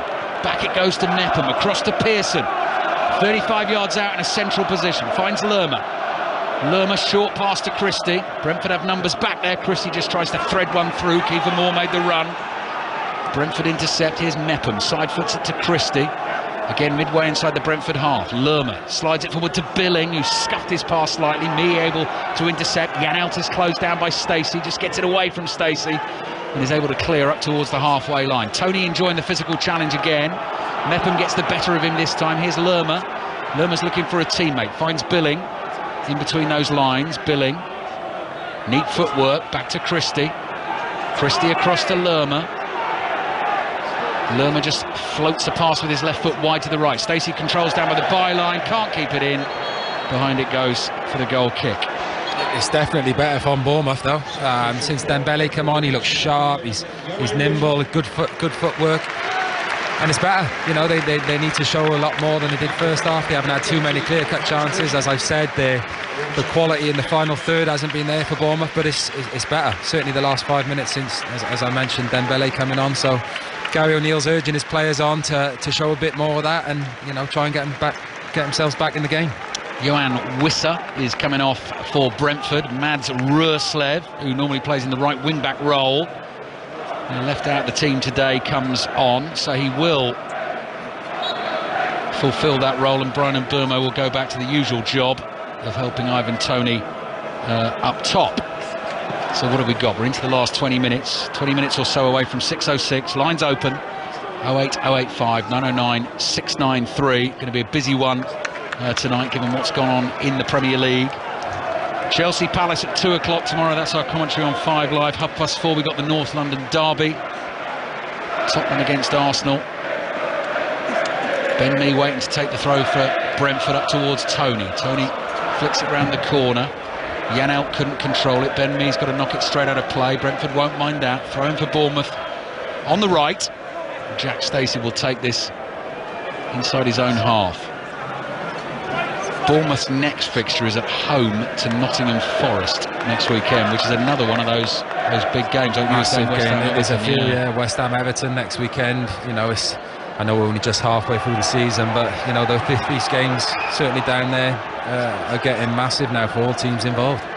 2 points between Southampton bottom of the table and Leeds in 14th place. 2 points separating those bottom 7 teams.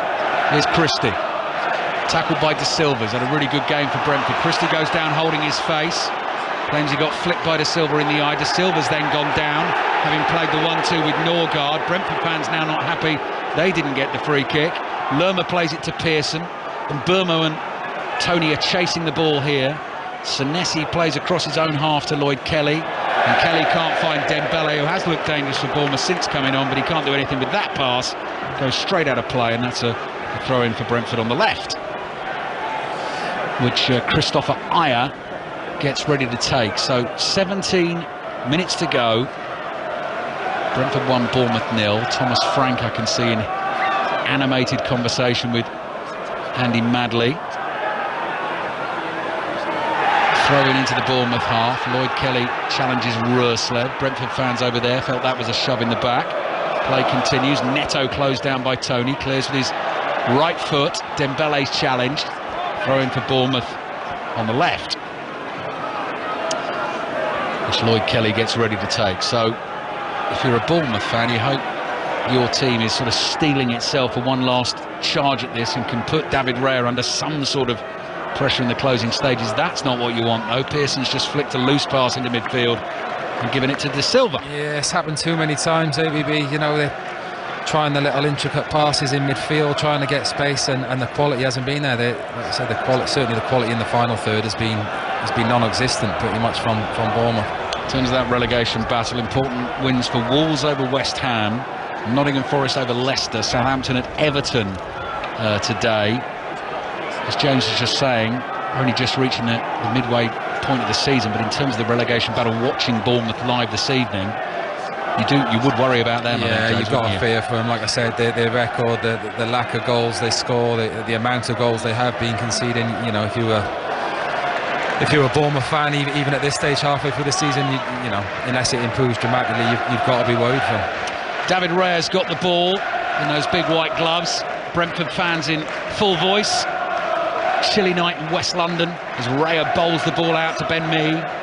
Ben Mee lofts one down the left wing. Mepham won the header, but it's run to De Silva. De Silva onto it, quick as a flash, down the left, cross comes in, back to the edge of the box, good first touch from Jensen! 2-0 for Brentford.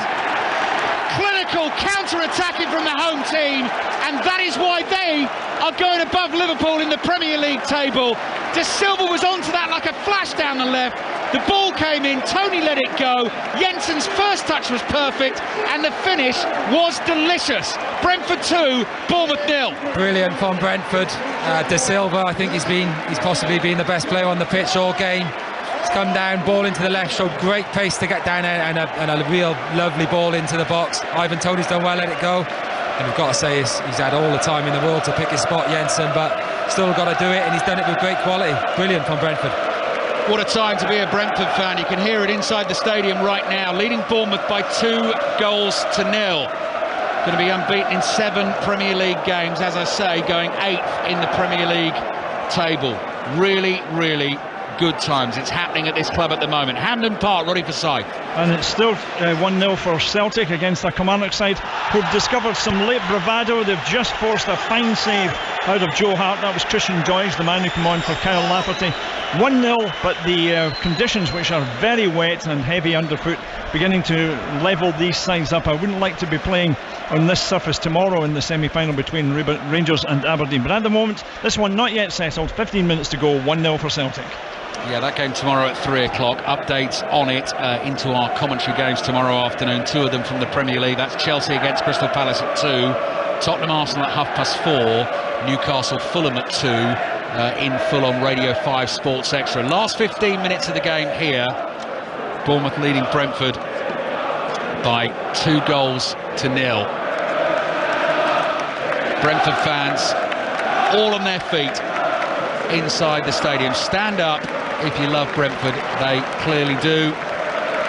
And here's Lerma on the ball for Bournemouth. They've got problems. Brentford are absolutely flying. Second season in the Premier League for them. Last time they were in the top flight was back in the 40s. And look at the clubs. Look at the clubs they're beating and competing within this division. There's a real, you can sense it being here. There's a real buzz around the place. I know that always helps when the football's good and the team are winning, but just looking at the faces in the crowd, you know, everyone's enjoying themselves. A real party atmosphere. It's good to see. Billings ball into Kiefer Moore. High looping header goes over the bar. David Raya entertaining the fans with a bit of acrobatics.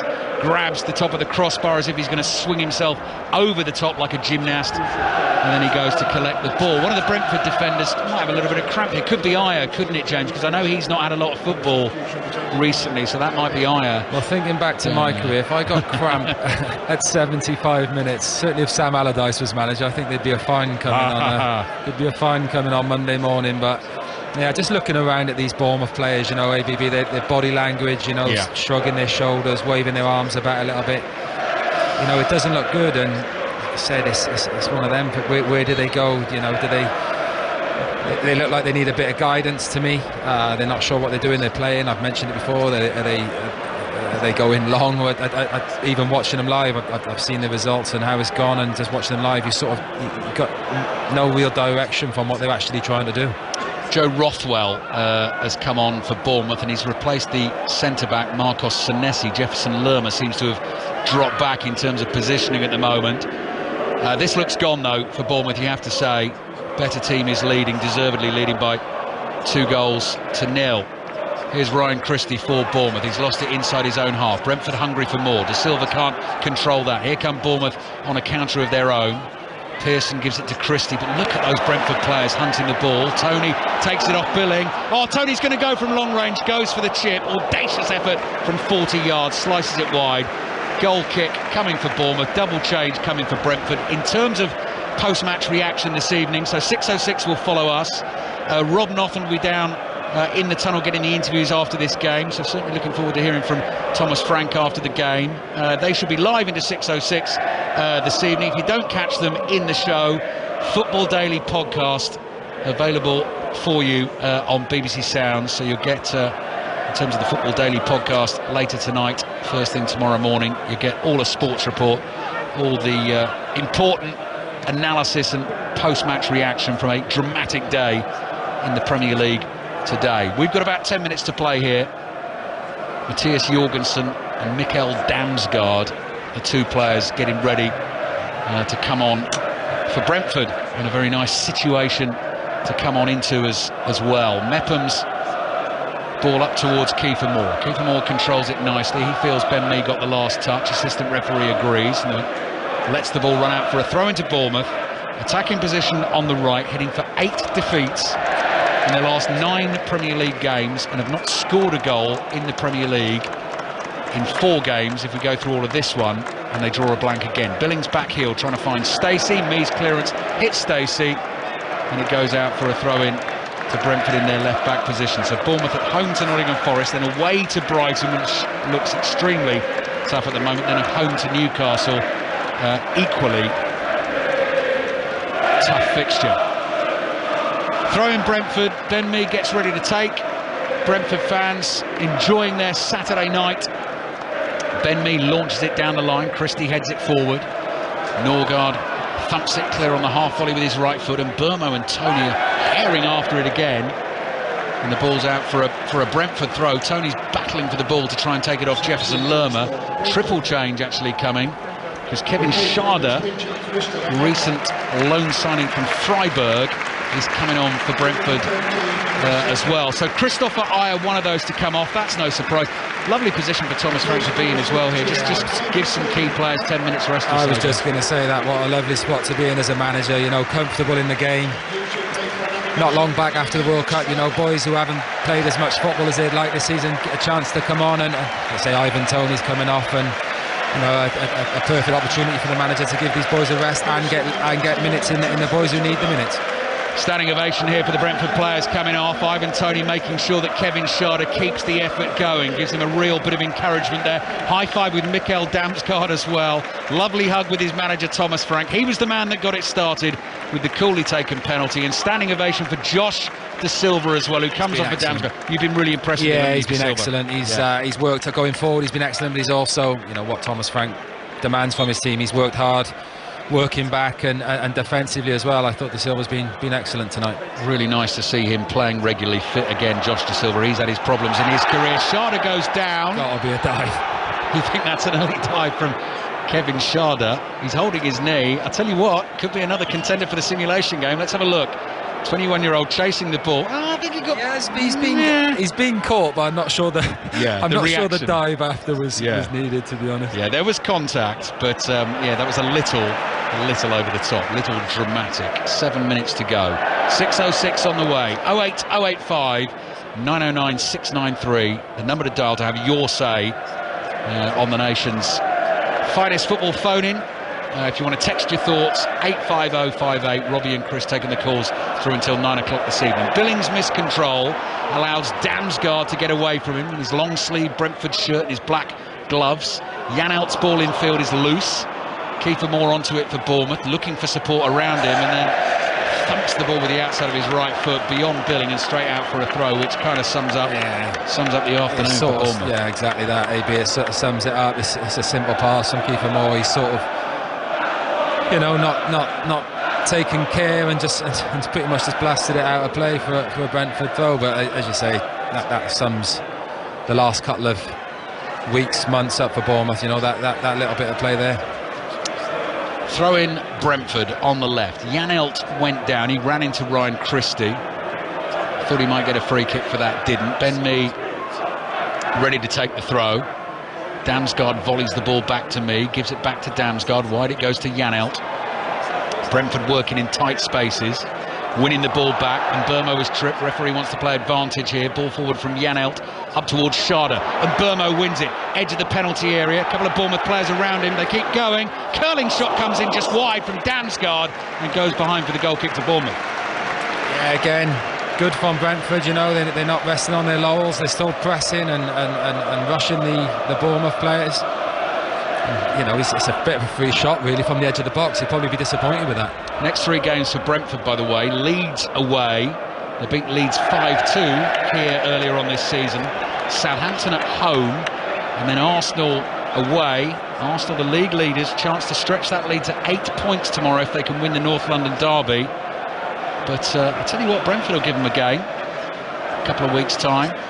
Yeah, as we said before the game, I watched Brentford away at West Ham a few weeks ago, and they were excellent. I know their home form has been incredible this season. You know, you look at the teams they've beaten. They've beaten Liverpool here, and obviously Man City, and even away from home. Yeah. Similar sort of performance at West Ham. I know West Ham are struggling at the minute, but on the day Brentford were excellent. Clearance from Lerma, who's now playing centre-back for Bournemouth. Kiefer Moore's giving it his all. He's going to chase that. Pinnock beats him to it. Miscues the left-footed clearance. Stacey onto it for Bournemouth. Gives it to Ryan Christie. 5 minutes plus added time remaining. Brentford looking comfortable, though. Leading Bournemouth by 2-0. Christie onto his left foot, corner of the area. Loads of red and white shirts spread across that box in front of him. Christie gets it again. Clever footwork. Still going. Christie stumbling forward. Challenge comes in. Lloyd Kelly turns just inside the Brentford half. Sharda tries to make the tackle, but Bournemouth have it. Ball through the middle. Moore tries to take it in his stride. Pinnock gets his body in the way. Good defending, and David Raya is able to claim it for Brentford. Lovely defending from Pinnock. He hasn't had a lot to do this evening, to be honest, but what he's done very well. It's a nice little bit of play from Bournemouth. Ball's played into Keith Moore, and he's done really well. Pinnock got his body in the right position and just see it back to his goalkeeper. Excellent. Bowled out by David Raya, former Wales international, very experienced Premier League defender James Collins, who's been watching the action with us this evening. Raya across to Mee, edge of his own penalty area, calling midfielders towards him. Didn't see an option there. Bobbling pass comes back to Raya. Raya gives it every concentration as he clears with his right foot. Janelt heads it down the line, and Burmo chases. Mepham nods it out, and Thomas Frank tries to get Brentford on the move quickly. But actually, Butterfingers from Janelt dropped the ball. They're not being able to do it. It's got to be a bit cold. And Ben Mee just walks forward to take this throw. It's going to be another very satisfactory day's work for these Brentford players if they can see this out. Ball back with Raya. Raya just takes an extra touch. Passes out of his penalty area to Pinnock. Pinnock thinks about a ball down the right. Decides against it. Back he comes to Raya. Not too many of the Brentford fans heading home either, staying till the end, supporting their team, enjoying the evening. And in fact, actually, the post-match here at Brentford, the reaction between the players and the supporters is a noted thing. Is a big part of this football club. That's a poor challenge on Burmo. Good skills. I was just going to say, what a time to be a Brentford player. What a time to be a Brentford fan. The way they're playing, the atmosphere before the game, the whole buzz around the football club is brilliant. And you've got to say, the football on the pitch, for a club that's come from where it has and a new stadium, they've been superb. 6:06 on the way. 08085 909 693 is the number to dial. More rugby on Sports Extra this evening from the European Champions Cup. Ospreys Montpellier kicking off at 8 o'clock this evening. Very busy day of sport on Sports Extra tomorrow, starting just after 8 o'clock tomorrow morning. Action from the Big Bash League, Sydney Sixers against the Perth Scorchers. Then that WSL game between Arsenal and Chelsea. We're on air at 11:45 with that one. Janelt, ball into that Bournemouth penalty area. Lloyd Kelly scuffs the clearance away. Chance for Brentford to get another cross in from the right. There's the header, it's wide from Ben Mee. He got up well, he couldn't direct the header on target. And behind it goes for the goal kick. Then at 2 o'clock, Sports Extra tomorrow, Newcastle Fulham in full, and NFL wildcard weekend begins this weekend. And our commentary tomorrow night is the New York Giants at the Minnesota Vikings from 9 o'clock. So that's what's coming your way on Sports Extra. Another late change coming for Brentford. Keane Lewis Potter is coming on. Brian and Burmo, fans very appreciative of his efforts. He is coming off. He looks exhausted actually, but he, like all of these Brentford players, puts a shift in. And little Keane Lewis Potter gets another run out in his first season here at Brentford Football Club. 21-year-old striker, number 23 on his back, and he's up there with Sharda for Brentford, and he's trying to win the ball here. So is Janelt. Then Norgaard's in. Was Norgaard caught by Christie? No. Throw in for Bournemouth on the right in their right back position. We're in the 90th minute of the game. Brentford still leading Bournemouth by 2-0. Tony's penalty and Matthias Jensen's second goal of the season, which was just a wonderful finish again, and a really good, ruthless move from Brentford against weaker opponents. Here's Godos with his right foot, playing the ball out to the left-hand side. Back here with Mepham. Mepham to Christie to Pearson. Pearson to Christie. Brentford still chasing hard. Mepham. Cross it comes to Lerma. 4 minutes of added time. And then we'll be wrapping you up and handing it a 6:06 here on 5 Live. Bournemouth keeping the ball but offering no real threat. Barely have done in the game and slipping to another Premier League defeat. Mepham up towards Billing. Nice skill from Billing. Gets away from Damsgaard. Still going up to the edge of the box. Still trying his all. Billing. Ball on his left foot. Hits the shot. Deflected. Spins into the path of Christie. Christie slides a pass to his left. High cross to the far post. Attacked by the right back, Jack Stacey. Stacey's able to get onto the loose ball. He's forced out of the penalty area. 2 Brentford players for company. They've taken it off him. Damsgaard. Back to Janelt. Janelt clears with his left foot up to the halfway line. Mepham heads it forward. Here's Billing. Billing runs away from Lewis Potter. Moving beautifully from side to side. Slaloming between Brentford defenders. Loses it. Brentford clear. I was just going to say about Billing, you know, he shows glimpses in games, you know, like that run there, you know, he glides past players sometimes and then he'll go missing for 10 minutes and he won't touch the ball, and he's one of them that's been waving his arms about a little bit frustrated with every decision that's been made. But you think, you know, if Bournemouth are going to go anywhere, you need players like Billing to be performing. They need to be getting on the ball, making things happen, because it's clearly in him. He just does it in fits and starts where he needs to be getting on the ball and making things happen. Very much gone to the form book, this one. We're in added time at the end of the game. 6:06 is on the way. Final reminder of that number, 08085 909 693 is the number to dial. Here's Pinnock. Pinnock plays across to his right-hand side. Jorgensen, one of the Brentford substitutes, up towards Jensen. Flicks and tricks coming out now. Röslev with a little ball back down the right, and then Röslev makes a nice run up that right-hand side, receives the pass. Thinks about an early cross, decides he's going to take on Lloyd Kelly. Kelly's too strong for him, and the ball goes out for a Bournemouth throw in their left-back position. I think I've just seen the linesman stretching his hamstrings over there. I'm not sure if he's cold, tired, or what's gone on there. Dembele's ball in field. Christie quickly on to Billing. Billing gets there before Ben Mee. Can Bournemouth find a late goal? Probably only a consolation. Billing's run into trouble. Goes sliding in to win the ball back. Tackles Sharda. Pearson next onto it. Now the ball in midfield for Joe Rothwell. Rothwell to his right finds Stacey. A couple of touches from Stacey, wide on this right-hand side. Back it comes here to Mepham. Mepham across to Lerma.